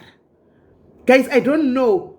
Tell me, help me on this one because handisi munhu anorangarira hope. Indiri munhu kuti ndikatovata ndogona kungofuma ndarota zvakati but ndozvikanganwa hanimaona but idzi hope idzi hanimaona dzandakarota nezuro dzasara dzichindishungurudza nhasi.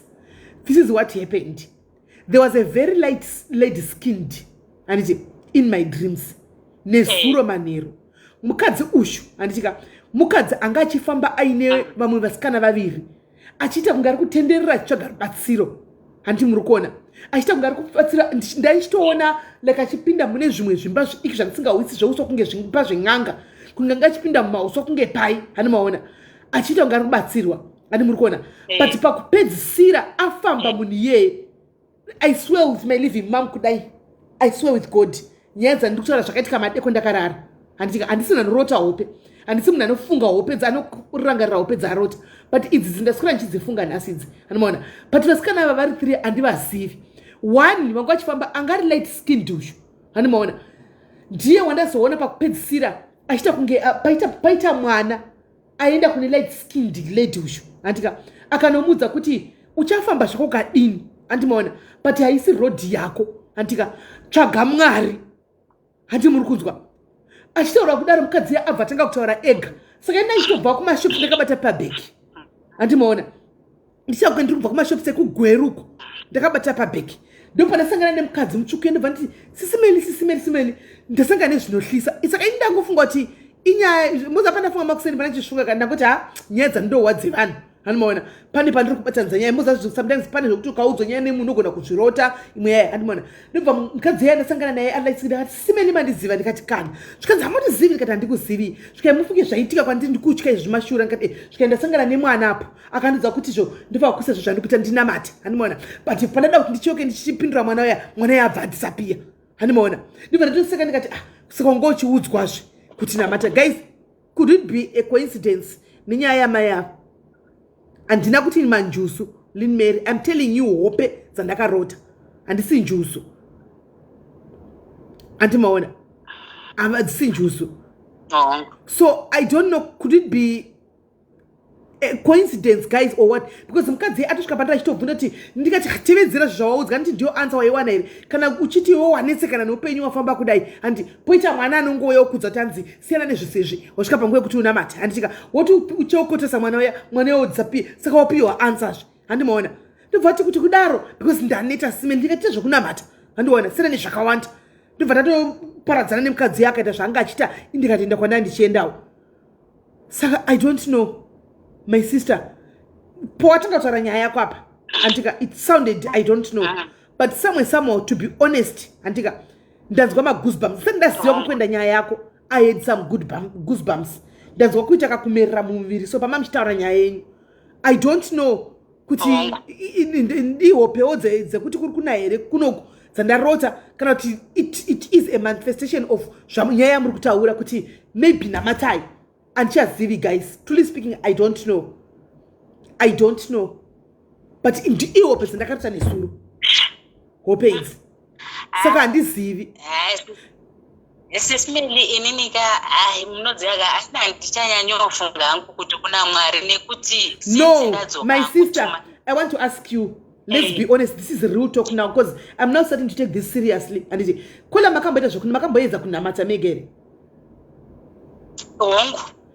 ongu SIS MELLY and be like serious kunamata what happened chichaitika pakunamata pamainamata ndine magemenzi white I think andisitaura nyaya yekwenda kuchechi I'm not talking about kola I am not talking about kwenda kupostori kana kwenda kuchechi kunamatirwa nditaura you as an individual have you ever had a serious relationship namwari with God a serious relationship namwari kwete zvokwenda kunoshandirwa imimi having a very serious relationship namwari wenyu have you ever had it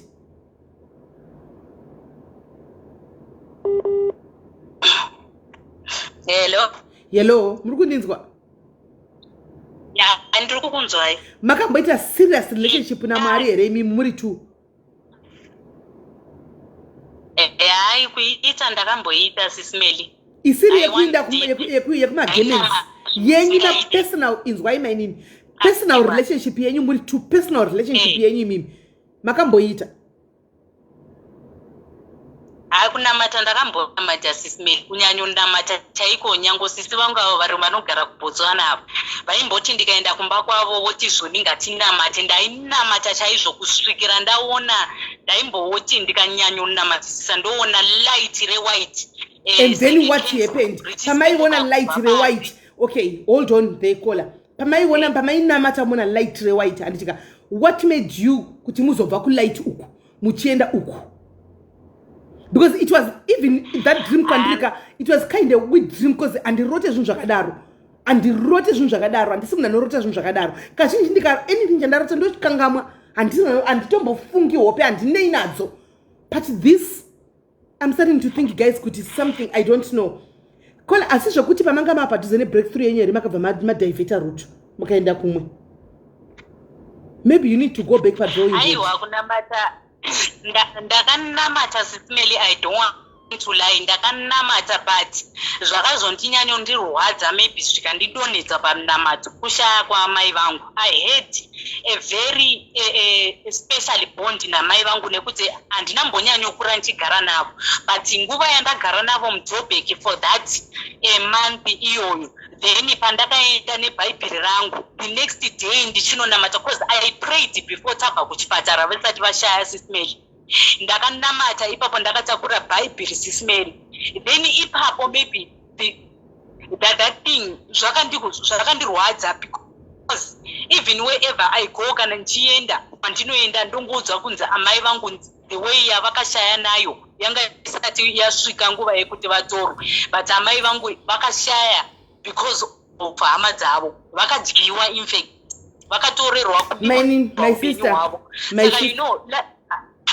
my sister can we please go back can we please try one more time please ndokumbirawo ndakamira SIS MELLY kudai please ndokumbira ndauchira this cannot be a coincidence kola ndokumbirawo legatidzokere paya you getting angry and it will not help us in any way hazvichamutse mai hazvichadini anditika tinonzwa kuchinzi mukufa murawo waMwari animona and tinonzwa kuchinzi anzi panenge paitika anything Mwari vanenge vachitendera kuti pachinoitika chega chega Mwari vanenge vachitendera my sister please ndokumbirawo nemweya waMwari that again can you go back and try to have that relationship na tangai kuconfessa panyuwani kugamuchira Jesu uyu panyuwani kutanga patsva kola kusiya zvakare kuconfessa zvakare and start let's try it one more time andisi kuti manjusa hakuna andisi kuti mudzima hakuna get me right kola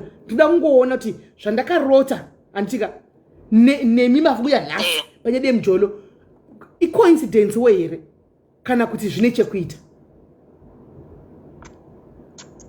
Okay. Because normally zvinoitika zvinonzi kana wasvika panoperera funga mataura nyaya yekuti ndinoda kuzviuraya ndofunga kumwa kuona light and sikuona everything zvakanenge zva everything is now stand still. Mwari ndipo vanenge vachida kuti usarende kuti ndasarenda now ndakola I think ndokumbira ungati mbodzokerai makafa nganga dzamataura paka mataura nganga dzinodarika 10 kana 15 dzamakafamba nemaprofita pasina help inobuda. Dzakatowandisa SIS MELLY, dzakatowandisa inyaya refu vakawandisa vanhu vandakafamba. Right. Chionai panyanga dzamakawandisa dziri more than 15 dzamakafamba muchipedza mari muchidi kusvika murume aende kusvika zvidai handimaona zvese izvi kola chimbo SIS MELLY ka ndasvika ndenge ndiri kunamata ndiri kuchechi saka ndaudza shamwari yangu iri muno muJoburg inogara padhuze almost neni ikandiudza kuti ngatimboenda kune mufundisi wangu anonamata nekuti spirit yako since wadzoka iri pasi hausiriwe munhu uya tinoita sei handinoziva. Ndikati okay. Pataenda kuna baba vavaya vakasvika vakanamata SIS MELLY vakati mwana wangu pane zvandida kungokuudza. Ndikati mungandiudze. Zvikanzi ndiri kuona hangu kutenderera watenderera zvekuti you no longer trust any. Ndikati ipapo ichokwadi but imi muri mubatsiri maybe ndingakutembei. Zvikanzi aiwa nyangwe inini zvandichakuudza I don't know kuti iwe uchazvitora sei but mukadzi uyu musha uyu pawapinda padhoiwe ndikati zvinoreve chii izvozvo. Zvikanzi munhu iyeyeka anoita senga anonamata anoprofita but haaprofite vanhu panze but iye pachake nekuti ndiri kuona ane zvinenge zvakafanana nezvako but hazvinambofanana nezvako nekuti zvake zviri kunyanyomunetsa nekuti ari kushandiswa asi ndiri kumuona echiteverana newe nekuti pakunamata kwaaiita ane zvaanga akuda kuba kwauri but pawapinda padhoo ndaona mukadzi mutsukutsuku echipinda newe arikuda kuzoona kuti kubatsirwa naye. I wanted to ask you pamataura nyaya yekuti mukadzi uyu akanditora akafamba neni andika achinda neni kupi achida kunzwa nyaya dzangu. I wanted to ask you kuti what was it for her kuti dzadzirisidzei mwana wemvana mwana wemunhu kubvisa mwana wemvana madziwa because hakuzivi kutaura kwamaita makangosangana akakuita itake in andika but aida kufamba achinzwa nyaya dzenyu pese paafamba achitoenda nemi nasinanzwapa ndamboda kubvunza kuti what was mwoyo chena kwe wanga uri wechii hanimona but zvisinei guys I want you to hear me correctly guys ini handisi kutaura kuti manjuso hashandi ende midzima haishanda. Toda kuti bate chinhu one guys maini nava nemudzimu uri kuvanetsa uri pauri anditi mudzimu uyu uri kunzi uda kubiwa kumusha andika already she is 39 years andi makore ari kufamba nganga dzavafamba mavanzoshara vega nemuromo wavo it's more than 30-20 ameno 40-50 andika nemaprofita zvese nothing is working guys. Zvimwe vamwe vatatu tikumbirire namba pano vamwe vachitaura kuti vaitondiudza zvazviri ndichonzi uchazodai kutedza kuti vanhu ava vaitoziva zvavanoita andika inganga dzinoziva zvadzinoita but when it comes to kuvabetsera handimaona zvairamba munhu avaudza zvazviri chisangana nemunhu akadai anopesera kuvaisa tsvimbo kuzasi handimaona akuda kutoita hamene zvaakuda kutoita handimaona but kutanga kwese ukwanidza kuti munhu anoziva zvanga achitoita ndisati achiti mutipowo nhamba idzodzo tipowo vamwe handimaona but later on hapana chinoitika panganga 30 dzese idzi guys hapana here ng'anga kana kuti muprofita wechokwadi kuti ng'anga yechokwadi izvo zvainoita yakabatsira vamwe vakawanda kunzoko. Why is it kuna kola zviri kuramba saka mudzimu wacho let's face reality here guys kana mudzimu wacho handika uchienda kune vanhu vanodarika 30 usingadi kugadzirwa she's 39 already handika makore kari kufamba saka zvozodii let's face reality guys munhu oda kuzobuda at 59 this lady has lost a lot havana chinhu she has lost even business rakazama kubata handika mari yaingodliwa ofamba handiti otindi kuzama kugadzira zvinhu zvezviya hapana chinobuda handiti saka osvikere 50 years achingombeya answer me osvikere 50 achingofamba. She's 39, next year she's turning 40. Handika kwabva kurefu achingofamba kunganga kumaprofita kuchii. Handimazvona, if we were to ask dzimwe nganga dzavataura pana kana tidziziva, handika panogona kubuda mati simwe kuti ndakabatsirwa kwasekuru ningi zvangu zvikatoita, but zvake zviri kuramba. Saka panofambiswa sei? Andisi ndiri wrong here kuti ngambotry kudzokera kuna Mwari pamwe Mwari vaida kumutesta kuti ambofamba kwese pamwe iye mukadzi uyu anogona kuti vari muprofita mukuru. Muprofita mukuru chaiye. Handizivi, I'm just saying. Profita zvinovika nongofika gamenzi. Kune mama profita arimo mucheche mchama kuti anongosuka ongoita ngokuudzai kudai. Kuzongoda kuti unamate iwewe. Handizivi. Kune vati hanzi, kune munhu anyora flow, si wanyora comment section kuti hanzi kana chiri chivanhu ukaenda kuchechi unotoita wesi. Guys, are you telling me kuti Mwari mudiki kudarika maprofita? Maprofita nganga iwombe kudarika Mwari? Are you telling me that? Kuti Mwari nganga iwombe kudarika Mwari? Are you telling me that?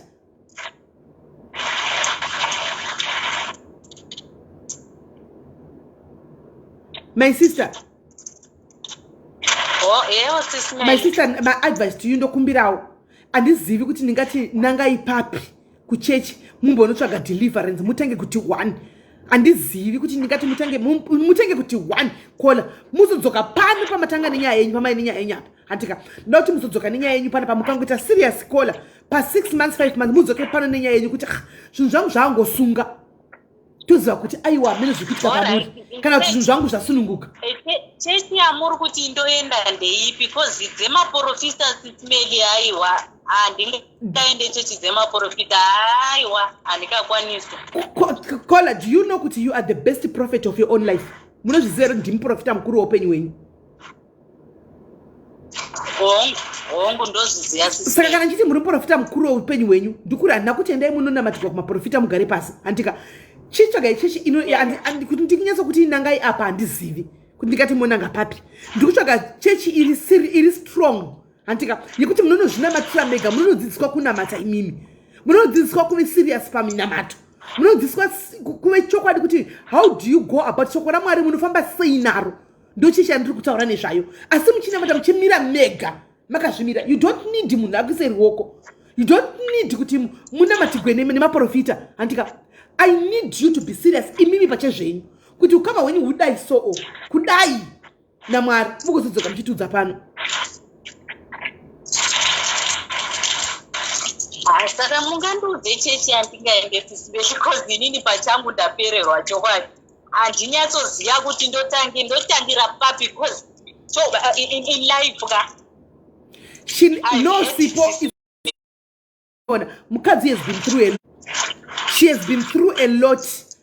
So kuti sometimes akafugama anogona kana kunamata chako anogona kuti Mwari ndazodere amen. Handika she needs to start by kutogadzisa ukama hwavo. Handika kutokonfesa. Kunamatira zviya zvese I don't know. Animona. Guys, ndo $1,000,000 question. Kola vari kuti ndinganobatsirika ndingaenda kunodzidziswa kunamata papi. That's a $1,000,000 question to me now. Andisikuda kumislead mwana muningina wangu mwana wevanhu. I want her to get help because she has been kwabva kure. Antimaona. I want her to get help. Kuti andzidziswa Bible soko raMwari tanga naye kuti wangu kuti unomira wakadai. Anditi kuti nditi nanga apa chokwadi zvinenge zvakutondinetsa. Andimaona. Zvinenge zvakutondinetsa kuti nanga apa.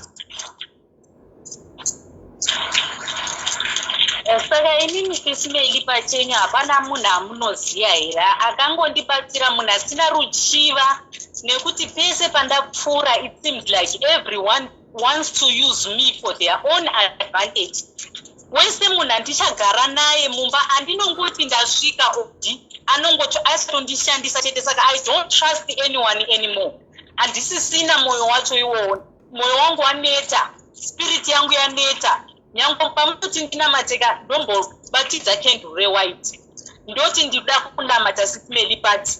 Pandinotanga kuda kunamata ndoshamanga ai ndotangisa kungobuda musodzi. Ndonzwa moyo wangu wakurwadza ndotanga kungochema. Saka I don't even know how I'm going to get help nekuti ndoedza munhu waMwari but ameno zviri kungoramba ndongonzwa kungorwadziwa pamwoyo ndikangofunga zvese zvaitika kwandiri Sis Melly.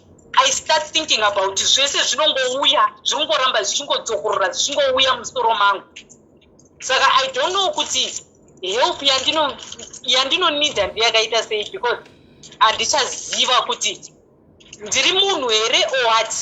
Because shamwari yangu yaidza kuenda neni ikoko vaangachienda neni kuna baba vavo kuti vendibatsire but baba vavo vangondiudza kuti pese pauchaenda vanhu vanenge vachichiva chiri pauri. Iwoyo hausati wakunyatsoziva kuti uri munhu akaita sei. But what I can tell you, usaende n'anga, usaende maprofita, usave neshamwari munhu aunoona kuti anoda kuti urambe wakamira pasaiti pake, usamire nemunhu because people would want to use you iwe usingazvizive. Ndiri kuona une moyo wakapfavisisa, une moyo munyore too much. Inini I forgive easily Sis Melly. Nyango ndika munhu ukandiita chinhu chakaita sei I forgive you so easily. I do that. Handina moyo unobatirira. Handina. But I'm so tired Sis Melly. That's why I phoned you. Kuti ndimbotaura nemi ndimbobvisa zviri mukati. Kodzi ndikurwadziwa kuti why but life yacho ichingoramba ichingomira panzvimbo 1. Kola life iyi yatakakumira panzvimbo 1 kubva mune makore mangani? Since I was 21, Sis Melly. So now you are 39. Since I was 21, but yes, but before that 21, I think in cinema 16 years, mama wangu wakambofamba nini kune dzimwe nzvimbo like I don't know pane munhu atakambofamba mubatsiri ndikanogezwa ikoko saka I don't even know kuti ndaigezwa chii but ndaingogara ndichingorota dzimwe hope dzisingaite saka ndaiti ndikangovaudza chete vaingotemwa nemusoro vesingazozive kuti vopata papi voita sei. Saka my mother was the only person wokuti ndogona kuvhura chipfuva changu ndonyatsovaudza kuti mama so but I've been through a lot Sis Melly. Ndaneta chokwadi. Guys, mamunzwa kola anditika please vari kuziva panobatsirwa. I think zvekunamata is not yet in here. We can't force here because zvakafanana kuti tirambe tichitaura nyaya yekuti namata she's not going to. And ivo vari kuzviudza kuti breakthrough yavo iri mukubatsirwa mukufamba. Anditika chiri kunetsa ndechekuti vakafamba more than 50 34 40 50 makore ese aya vachimbeya zvimwe zvavangachitara panapa tachitokumbira nhamba kuvana because it seems as if anogona but kwavari hapana chinobuda. Saka handichaziviwo guys, please tibatsireiwo. Voita sei? Tibatsireiwo. Voita sei? Voita sei? Kana paine vanozivawo masango mawo anoti anogona kuvabatsira because ndokwavari kutobhilivha ikoko. Handika even though vabva kun'anga dziri more than 50 handika right mainini ndakuda kuti ndikudonhedzei. Ndoda kuti mupinde mukomesa chemuteerere mukadzi ari kutaura ari kufona apa mazvinzwa. Hello mainini. Ndakateerera. Ndoda kukudonhedzai pane munhu ari kufona apa. Ndoda kuti mupinde mucomment section munzwe mukadzi uyu anobatsira. Pindai mucomment section munzwe achitaura. Hello kola. Hello Sis Melly, maswera sei? Maswera sei? Taswera. Ini ndoda kubatsira sisa. Vapinda mun'anga vachibuda nenhau yemudzimu. Number 1 chavanofanirwa kuziva. If it's a clean gift, vakabva kuna Mwari, musikavanhu. Saka ivo kana vachiti havakwanisi kunamata, I don't understand because chero uine chivanhu. Isusu tinotoisa mabvi edu pasi tokumbirira kumachembere edu tonamata. Muri kundinzwisisa ndii? Yes. Tinotonamata kuna Mwari musikavanhu. Nekuti pane mabattles avari kurwa nawo. Kuti vapa understand. Avari kurwa nawo asiri kutomboda zvekuti vanondoisa midzimu yavo pamberi. Vari kufanirwa kuti vaise Mwari kuitira kuti kana gift yavo yavainayo iri yechokwadi, Mwari must be in it. Saka ngavamboisa mabvi avo vasina kuenda kana kuchechi ivo vega. Kuchema kwavanoita vachiti ndine shungu ndazodai, ishungu dzekuti ngavachemere kuna Mwari, then Mwari ovhura oziva kuti zviri kumashure mudzimu yako Mwari anobvumirana nazvo, vochuza kuti vada kuenda kuchechi kunoita muprofita kana kuti vada kuita zvechivanhu. But if that blessing if it's a clean blessing iri kubva kuna Mwari. Saka semu Mwari iye ngavaise mabvi avo pasi vakumbire kuna Mwari Musikavanhu kuti ndakungoisa imini Mwari pamberi kuitira kuti zviri kumashure kana zvakanaka ndimi muchandirakidza. This is a message to God, kwete kune mudzimu. Nokuti chero vachikumbirira kune mudzimu yacho, the last message is tisvitsirei kuna Musikavanhu nekuti ndiye akasika denga nepasi, ndiye ane final say. Saka chero vakati handidi kunamata, handinochema, handinoita musodzi and stuff like that, she still have kuti vaise manizi avo pasi vataure naMwari. Right, thank you. At least it's coming from you. Munanda zvechivanhu, munanoita zvekurapa, hazvina kutaurwa noti and I tried niniwo ndakazvimirira kuti panenge pari kumboda kuti vambozvipenyera vega nekunamata. Ndaona sekuti I wasted my time. Now that munhu ari kutaura pa munhu ari kutaura pa munanoita zvechivanhu zvakatosimba zvitori strong zvazvi. Munhu ari kutaura pa mwana akatanga kuita zvinhu zvechivanhu izvi aine 3 years. Munhu ari kutaura pa akatanga kutaridzwa mishonga kuroteswa ane 3 years, ndiye ari kuvaudza. Saka zvave kwamuri mainini andimaona zvataurwa apa, handizivi zvave kwamuri. Thank you very much Kola. Zvasara kwavari kana vaine, because remember pachivanhu it's either kana uchipiwa chipo unogona kusanza kuti uda kuenda kuchechi here kunoita prophetess kana uda kushanda nechivanhu. The choice is his, but pane mabattles ndoda kuti apanzwisise, pane mabattles aunorwa mulife ekuti unototi mudzimu inomboita aside woti Mwari Musikavanhu ndimi vandakuda panapa kuti muchindirakidza gwara. Mwari ndiye ane final say, achakurakidza gwari kuti mudzimu yauri kuti uri kufambira, because iye already anofanira kunge atoona sign kuti pavanhu vese ava vafamba kwashaya kana mumwe chete. Ndo pane kwiri yangu kuti pavanhu more than 30 vavati vakatowandisisa pakashayiwa kana one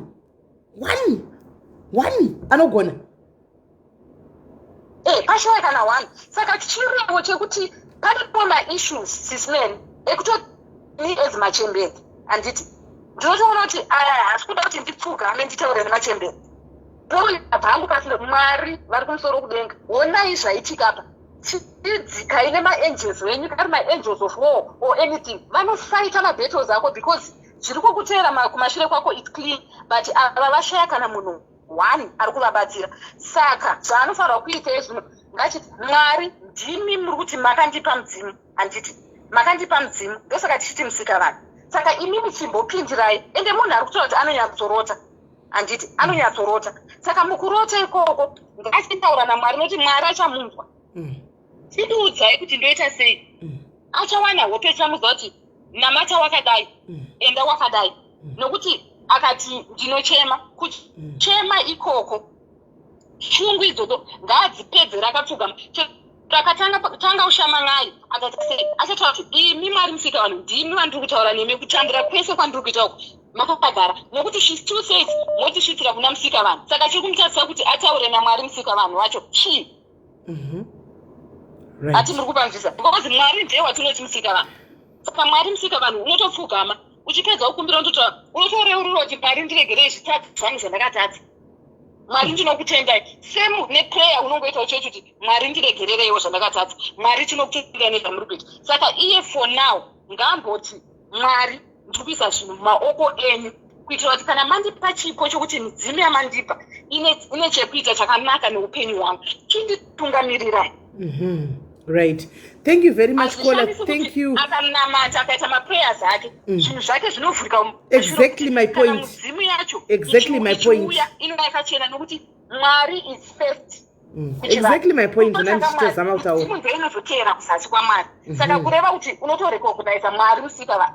Saka she has to do that aona kuti kwechivanhu afamba ngaachisa madzake pasi ataure naMwari Musikana. Right. Aone kuti hapana chinobuda here. Hapasi pese pekuti unoti waona chakaipa woti no ndikuramba ndine that direction. No, it doesn't work like that, Sis Melly. Anditi ngaachifugana nemadzake Mwari ndichindirakidzai nzira yekufamba naye. Okay. Thank you very much, Kola. Otherwise, dare rake whatever mdzimu zvaari kutaura zvinozongosvika zvega akudzwa zvokuita in person. Ngangoisa Musikavanhu mukati, Mwari Musikavanhu, ndini ndakusira zvese mumaoko enyu kuitira kuti whatever zviri kumuteera kumashure kana zviri clean, Mwari anobva aitawo kuti zviite clean, nokuti mumwe nomwe anozarwa nechipo chake chekurapa, chipo chake chekuita sei, unozodecide zvaunoda kuita nechipo chake, but ngaise Mwari first, apfugame anamate kuna Mwari. Right. Thank you very much, Kola. Maita basa regaitize vamwe. Right. Mamunzwa Kola nti kune vari kuti tipewo number. Kola akataura point blank, don't advertise Mrs. Melly handi advertiswe. She told me that andikwanise kupa number yake. Musanditaure, handi advertiswe. Ndo zvakandiudza. Antika saka advertiswe, haite zvokuadvertisa pa social media, anofara nevamwe pa social media, but advertise pa social media and haatodi pa social media. That's what she told me. Ndisamtona ndisina kwanza kupa ichi kuti ndikupe number. Antimaona kana nchinyepa chazvipindurira ndo zvakandiudza. Animaona haatodi kusviwa zvepa social media. Akatogara atotaura kuti please ina handisiwe kuadvertise kana ndingori ini zvangu zvinoita zvega haade. Animaona saka ndo zvakandimaona ndisina kupa ichi, ndisina kukupa number dzake. Right. Regaitizwa mari kufona kuti vari kutokudi. Hello. Hello, Sis Melly Madrasi. Ndaswera maswera sei? Ndaswera hangu ndokumbirawo zvinhamba dzamadha vanga vachitaura kana zvichiita. Ndiro zvandiri kubva kusanangura izvozvi Kola kuti vakati hava advertiswe, havaite zvekurapa pa Facebook, havade izvozvo. Ndiro zvandiri kubva kutaura izvozvi. Aiwa, ndikutaura vatanga kufona. Muda kudii navo? Mukuda kunotora uka zviri pavari izvozvo. Vanhu vanongotora zviri pavari. Vanhu vanongotora zviri pavari muda kudii navo? Isi Melikani musadaro, handisi kuda kuti ndoda kungovabatsira but kwete nenzira yekuti ndoda kutora zviri pavari. Aiwa. Muda kuvabatsira sei? Hatangaita tagugula pano tavheta pano. Muda kuvabatsira sei mani?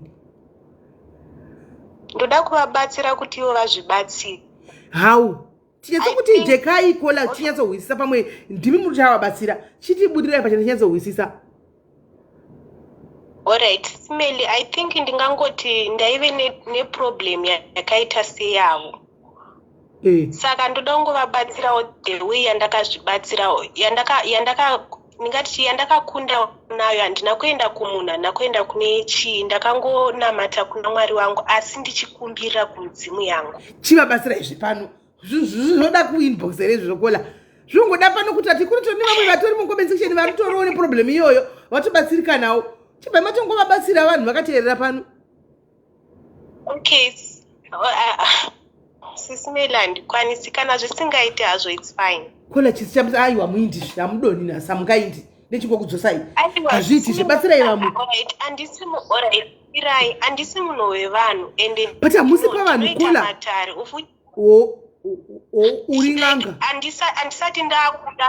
Handisati ndakuda kuzvibuditsa kune vanhu but ndinokwanisa kubatsira apo neapo. But handina kuti itai matare kaKola. Ndati muno kungobatsira like advice amuri kuti ndakazvibatsira na kungoti alright panguva ino Kola idai umbodai. Handiti vanhu havasi kuzati ndiyana kutaura. Hamusi kubatsira munhu one apa. Munobva matobatsira nawo munhu ari comment section vakati wandei. Alright, Melly. Madha vane mudzimu handiti. Saka inda ndichikumbira kuti ngavanamati. Handiti. Vachidzoka vachipira kumudzimu yavo. Ivaratidze vainoda uye iratidze kana ichida kuti kana vane chipo chiri pavari chinofanira kuti chishande. Handiti. Ngavapire, vakumbire kuroteswa sezvo vanorota. Ngavakumbire varoteswe. whatever like ndivo vanokwanisa kuzvibatsira noti kuno umwe munhu ivo ndo vanozvibatsira kwete umwe munhu asi ngavatungamidze Mwari pamberi chero makendru chaive white kumalaita mumba vachitaura vachinamata vachikumbirira vachishandisa whatever zvavanoshandisa ngavakumbire kumudzimu yavo ivavhurire zvavanofanira kuita saka apa alright atimbodzokerai parecipe yemakenduru hazvidi mwanga hazvidi umwe munhu hazvidi chii iwewe chete okay right mainini ngatidzokere panyaya yemakenduru let's say vatenga makenduru avo vanotenga mangani inini normally inini sisimeli zviri pandiri zviri fani ndiri mwana mudiki but ini ndakazvigamuchirawo futi kuna Mwari ndiriko futi ndikatopinda muchechi ndinotaura nendimi zvekuti munokangana ati zvinhu zvangu ndakazvigamuchira kola munotoshiringina nendimi chiro shosho koshandara vashakaransa koratarabanyija mapedza futi motozvova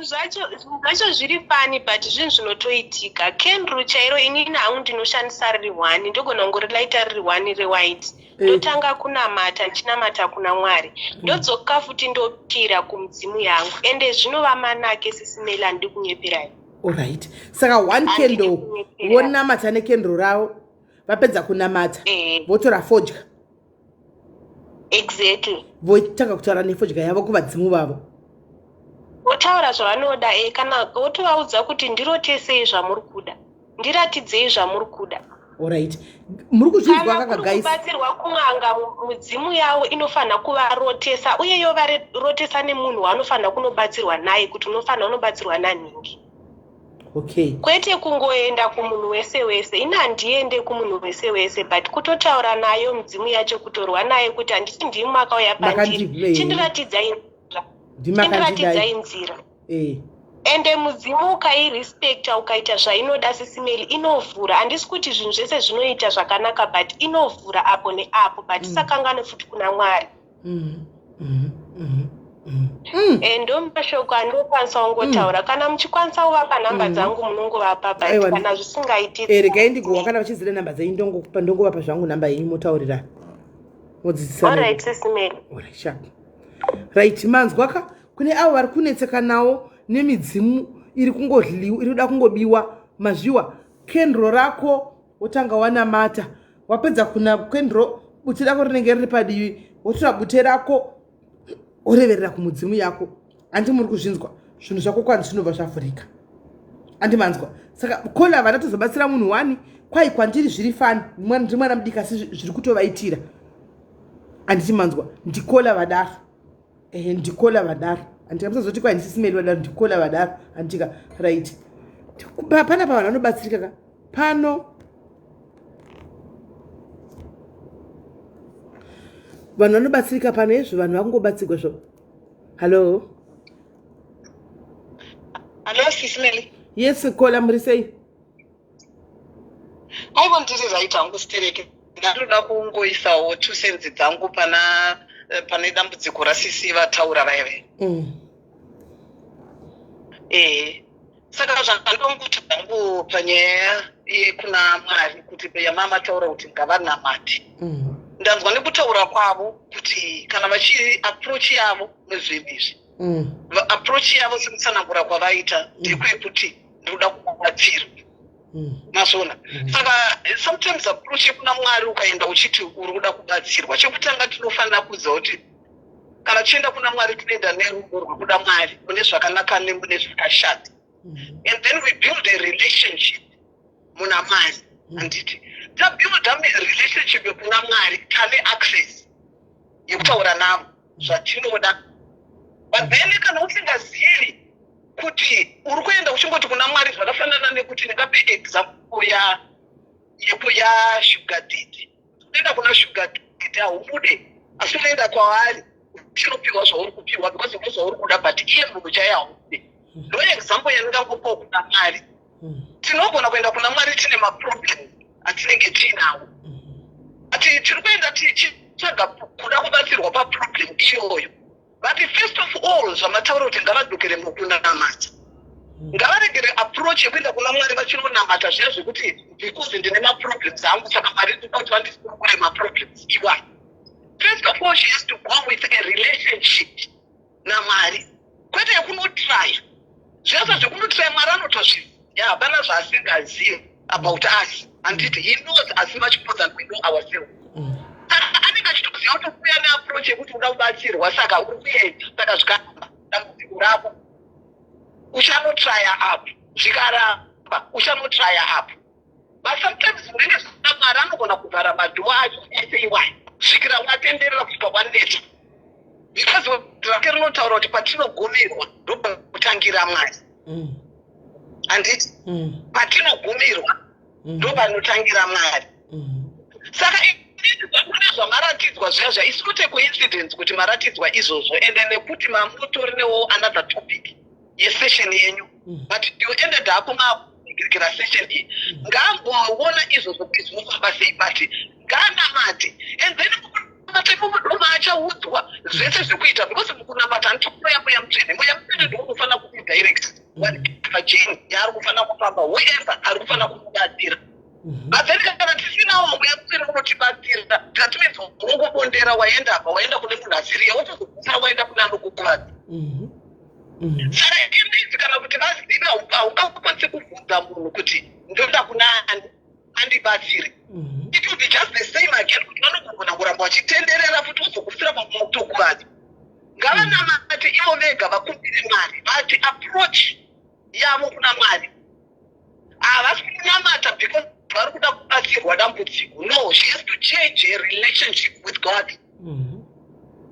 And murelationship imomo mukuda Mwari kuti hanzi munhu amune matambudziko. Kuda Mwari mune zvakanaka nemune zvakaipa maanswers wozouya. Tesiwo vamwe tikugara matestimonies ekuti maybe marriage yakadesa ikaita sei but then munhu wozopindawo kuna Mwari wona madhoo ese ari kuvhurwa vana vese vari kuendeswa kwaunoda mamurume okupiwa zvinhu zvese zviri kufamba matambudziko anouya but unoona dambudziko remunhana Mwari sometimes zvinasina zvinogona kufiya ati madambudziko unogona munhu anotamba anotobatwa nemadambudziko akawanda asi Mwari vanokusungura matambudziko ese.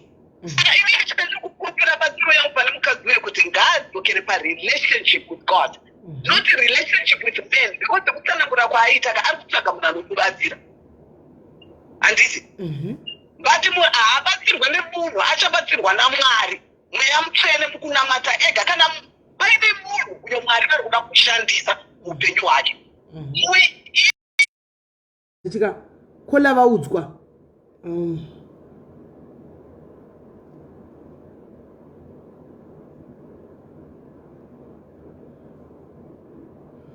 mazwa kola vachiudzwa handitika kuti kwanzi uyanyora kuti hanzi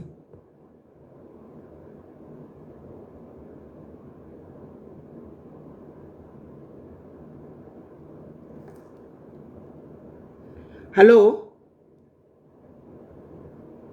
Hello? Hello, SIS MELLY Masarate. Ndaswera sei? Hello. Yes, ndaswera sei? Hello.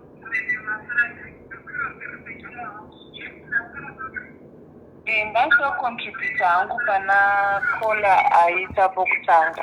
Okay.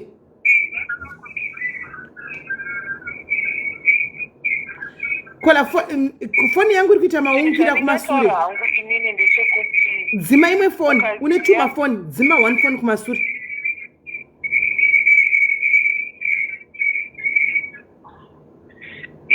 Chandida kutaura ndechekuti mukurarama kwatinenge tichiita tikona hangu kuma-comment section vamwe vachitaura nhau dzekuti kunamata, vamwe vachiti kubatsirwa nei. Chikuru chokutanga chandida kutaura kola ndechekuti munhu wese ane dambudziko roupenyu hwake. Ukasaziya solution yedambudziko raunaro unoramba unaro. Izvi ndinozvitaurira muburikidza neimwe maincidents akaitika mukurarama. Chinoitika ndechekuti paunenge une dambudziko, especially vanhu vanotaura kuti zvemidzimu kana kuti dzinza remunhu hazviko, zviri wrong.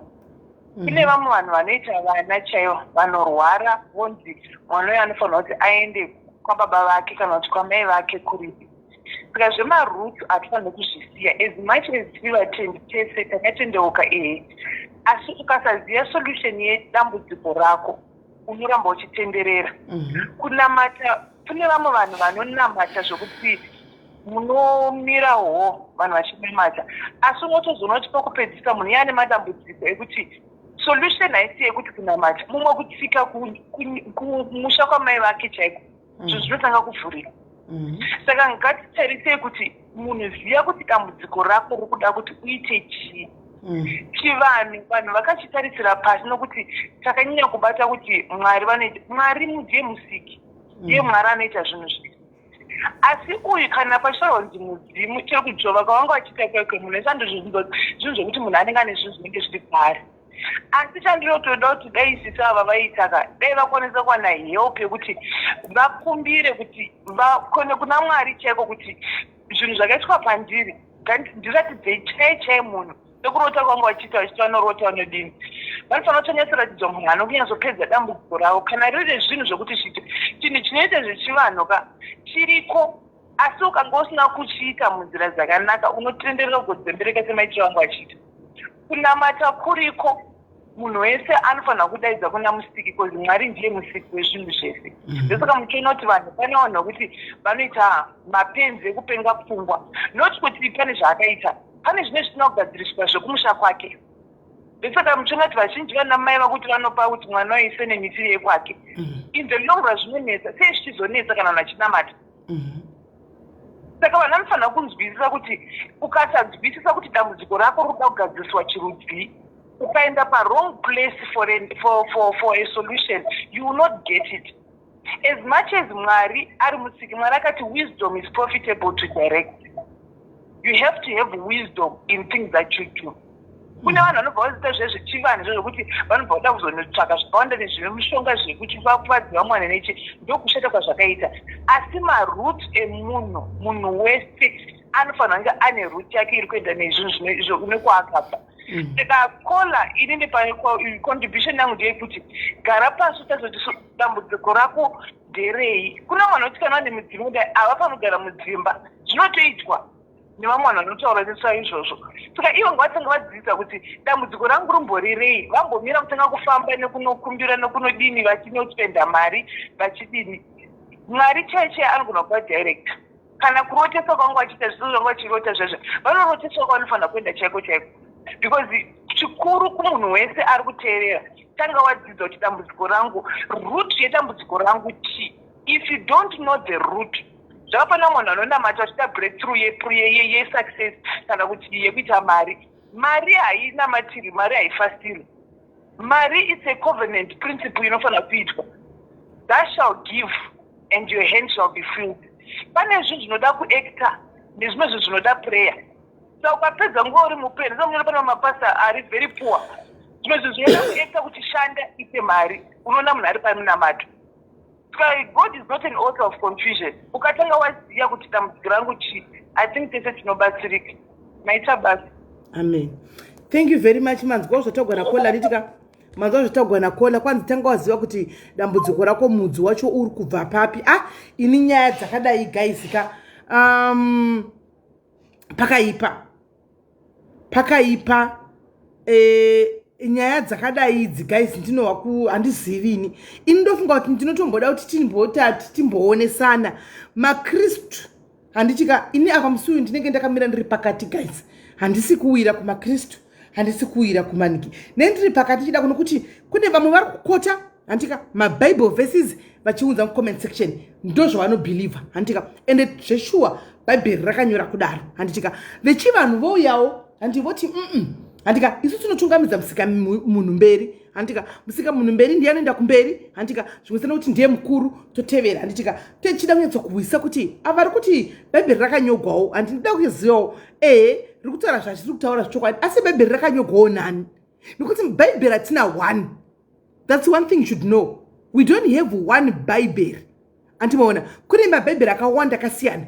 Mukaenda kune rinonzi Quran rinotaura zvarinotaura. Toenda kune Holy Bible rinotaura zvarinotaura. Toenda kune saka ukaona chaunoona kuna Exodus unoona chakanyogwa nemwe nzira kuna Revelations. anti muri kunzwa saka maybe if tinogona tinyatsonzwisisa handi maona kuti apa patiri kuita mukakama kakatanwa pa mwachiti ichi chakadai so guys this is not we want to learn, this is not blaspheming antika patichida kudzidza because truly speaking if you go deeper antika nezvebhaibheri ka unopesera neyo checho answer tinongomhanya nemavhesi kuti bhaibheri shuwa shoko ramari rakati zvakadai so shuwa bhaibheri shoko ramari rakati zvakadai so handi maona but where did the Bible originated from? Who wrote this Bible? Before the Bible came, and our forefathers vakanga vari kugara vainamata chii, vaiverenga chii. Andika notando, it's something that we need to understand. Pasina my feelings, pasina chi chimira. Remember, I'm also a very devoted Christian, but in that was zivao before. Tavine Holy Bible. Tavine chakat before Jesus edina. Jesu akatouya akatozvarwa vanhu vachitoona achinzi mimba ya mutweni naMaria before Jesus Christ. Antika vanhu vainamata sei? It's $1 million question. Ask yourself. Before Jesu akazouya vanhu vachiti upito muziva mwana waMaria na Josefa. Vanhu vainamata sei? We need to know. We need to learn. Handika, patinenge chiti midzimu yacho iyi, handika, yakaipa here, kana kuti yakanaka. Toda kuziva. Kana yakaipa, yakaipira papi. Paka yakaipira papi. Kana yakanaka, yakanakira papi. Shuda tula utidzidze. Handi maona. Hatina akuna here chinchino mudzimu chachona. Hanzi Bible rakafemerwa nemweya waMwari kuburikidza nemaprofita akazodza. Antika Bible rakafemerwa right nemaprofita aMwari kuburikidza maprofita akazodza. Ndeapi maprofita acho? Chiti payo maprofita china, where are they? This vari kuti takazodzwa nemweya waMwari. Where are they? Why tisina maprofitawo echitema mablacks akazodzwa nemweya waMwari? Why were they only whites? Kwakusina vanhu vatema here vaiveko. No, inini guys, I'm just asking you food for thought. Toda dzikakati zvakatogwana mai vanzi mai ana mai shashi vakati ngadzikakati. Techida kunzwisisa. Hanzi rakanyorwa nevanhu vaitevera Jesu. Jesu akauya manje apa Patricia. Andika before Jesu auya. Jesu akauya ipapo manje apa before. Andika Jesu asati auya zvaifamba sei? What was happening? Hanzi Jesus before Jesus mwaraitaura nevanhu vake direct. Toda kumbozi timboti payo munhu mutema akambotagwana Mwari. Saka munongorota vanhu sekutogwana Mwari wangu ari varungu. Kwakusino vatema here. Kwakusino kwanzi go and read the Bible no one knows. Ndio patiri kutanga kutaura kaapa. Andika kuti Bible iri anditi racho rakambonyogwana rakatanga sei? Ati ndio patiri kutangira ndio pane isosi. Adarizi tunakakata nafunga kapa ndio pane isosi pekuti titangire kuzati ndiani wakanyora rakasvika kwatiri sei? Kwanza rakanyigwa nemasvikiro. Alright, masvikiro chi? Masvikiro chi? Because truly speaking I'm a Christian but I fail to justify my own Bible. Chokwadi chakanaka. I fail to justify my own Bible. Chokwadi truly speaking. Ndombo timuone sana upanapa. Hanzi dewe noti varungu. Chitipo oka munu mutema ngaripo tinotenda Priscilla tizive. Aiwa kile chindurango tizikakata ameno. Andi tipo munu mutema ngaripo one tinotenda ubva wati tsigiro pakanzi ninga ngari black. Woti udzawo tinyatsoziva tikudzidza ndikudzidzana nditika toda kuonesana kakudzidzawo. Musiwa ndianakigwa guys. Actually this we should have done it today but achida kuti hanzi mira iti Google. Sipo akuda kwenda kunoningira, akuda kwenda kuno Google kwanzi na masi hanzi no kana makwenda ikoko makuda kupa no notando. No. We are not giving anybody any power. Antika, why do you want kuti iwo utivhare kuti dipisi? We are human beings. Takapiwa fungwa na Mwari. Anditi, dzekuti we should go deeper. Antika, and think deeper beyond. We are thinking beyond. Saka tupa Satan mkana pai. It's not like whatever that we are going to discuss. Antika, trikuti hande tunamata Satan, kwa hande tunamata ish. Trikuda kuone sana. hands the same way we can't explain kuti mwari vakabvepi varipi. I think is the same way zvinhu zviri mystery, but we all know kuti God is spirit and God is there. God is spirit, God lives within us. And is spirit, that we know. And we can't justify it as apaga. Hanzi, you have the Bible name intro say aiwaka. Iwewe ndiwe mukristo anoverenga Bible ndipe minduro iwewe. Why do you want me to go and read the Bible? And it's a debate. You tell me what you know. I tell you and then chifunga, then you sangana pakati. And you tell me why do you want to refer me to the Bible? You are also wearing the Bible, you're Christ.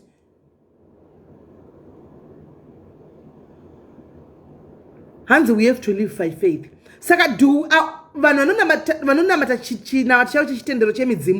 they wrong? Because they are also living by faith. Are they wrong? Are they wrong? Because guys, truly speaking, let's go back kuchina mata chakdad. Antika, vanvedu our forefathers used to go and pray. Antika, kwa invite to kuna mata panguva yoyo. Voinda pa mihacha. Andi murukunzwa. Voinda pa muhacha ipapo. Anditi, voshika ipapo nebute ravo. Vachino kumbirira kuna musika vanu. Kuti mvura ngai nayi. Mvura ichinaya. Am I lying? Am I lying? Vaitoenda pamuhacha vakatowanda kuti takumboenda kunonamata kuna musika vanhu vakabata bute ravo. The only difference was vanga vasina kubata bhaibheri, vanga vakabata bute ravo but vaenda kumuhacha kunonamata. Vosvika vonamata vochema vari papo vachikumbira kuti tinoda kuti mvura inaye. Antika pakati pavataura papo mvura yainaye vosvika voti tikukumbirawo kuti mumhuri yekwaningi maita mweyo kuti vanhu vari kungofa vasinganzwisiki zvaibva zvadzima. Tikukumbirawo kuti ningi aite mwana aita nguva yakareba akarorwa muno masikosa kuita mwana zvoitika sekudaro. Munozviziva here? Saka why is it now tinoshora? Maimuza unona blackmail unoda kuita indo yakaipa. Let's not blackmail. Don't put words in. I'm just being factual. Antika, and this question, I'm not questioning God, right? This is not about God. We're talking about the Bible. It's never about God. That guy is we are talking about the Bible, right?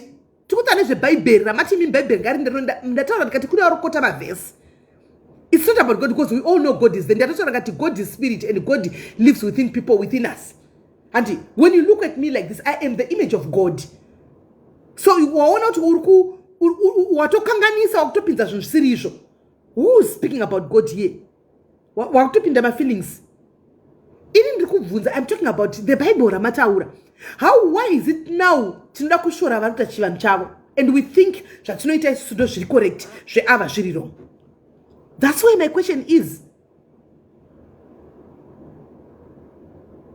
That's why my question is.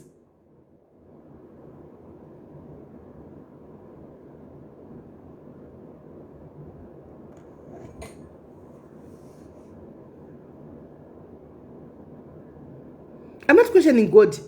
Tukubvunza. Andika.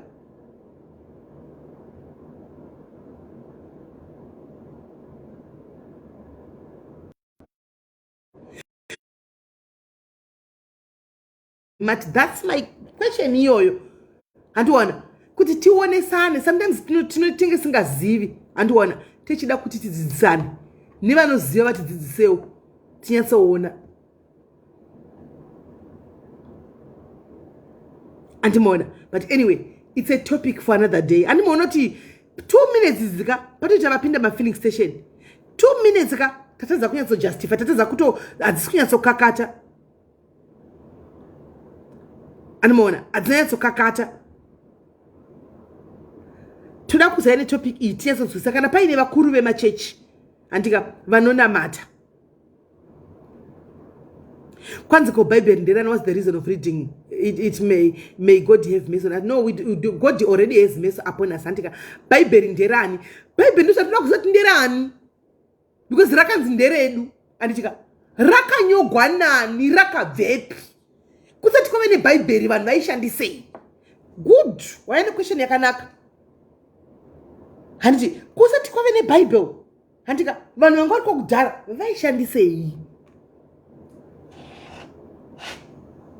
vaishandisei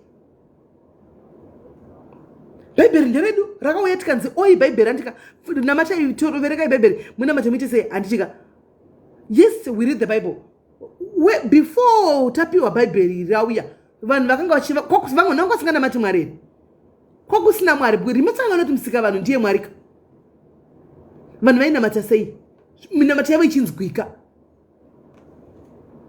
okay tati is a topic for another day guys ndoda kuti musi topic uyu hanzi invite bishop maponga sisimeli ndikadaidza vamaponga zvinoita kunge sokuti vamaponga atinyatsokunzwisisa I don't know regai nditi tichatsvaga ameno timbonyatsouya tinyatsonzwisisa andimoona tidzidze kana varipo vanhu vanoita zveshoko ramwari zvokudaro vanonyatsoziva vane zvakakwana please get in touch with me antika tinyatsodzidza ndakupai homework guys imi chinzwai ngatisamhanyai kunyora because takanzwa kuchechi kana takanzwa naningi chindai muno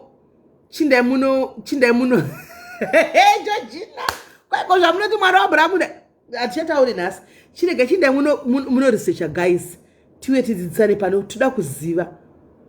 toda kuziva kuti zviri kufamba sei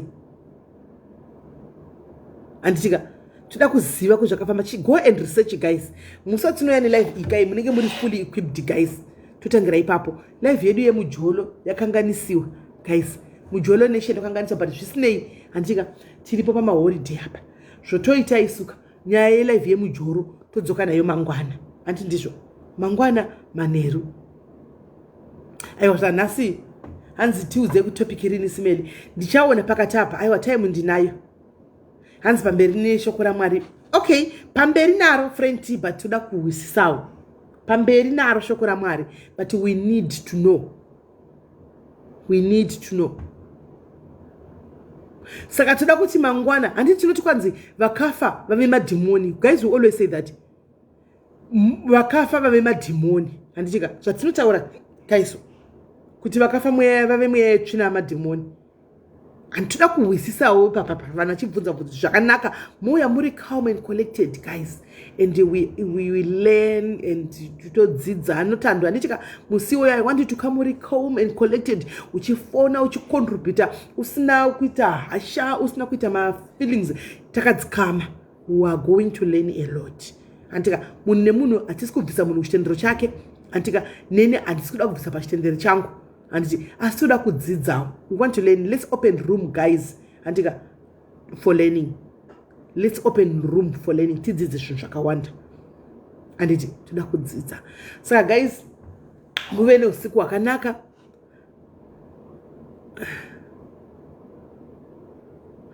akwana tanga kuzviwana uchadzidza zvakawanda saka guys muve neusiku hwakanaka murarabo tosangana mangwana anditika mangwana manheru same time todzokera kumuJolo kuya ndoko tochidzokera because vanhu vanga vachida kutora nyaya dzavo dzemuJolo vabva vaita disappointed pabva pauya kola anga achidawo kubatsirwa and that was a very serious issue yakola iri kutoitika kapepenyu wake anoda help ngatimupei help ngatimuteererei dzedu dzemuJolo idzi anytime we can listen to that andika tofara toseka todini anditika toita futi mangwana anditika guys muve neusiku hwakanaka mwana kuita zvakanaka anditika God bless you. Mwah.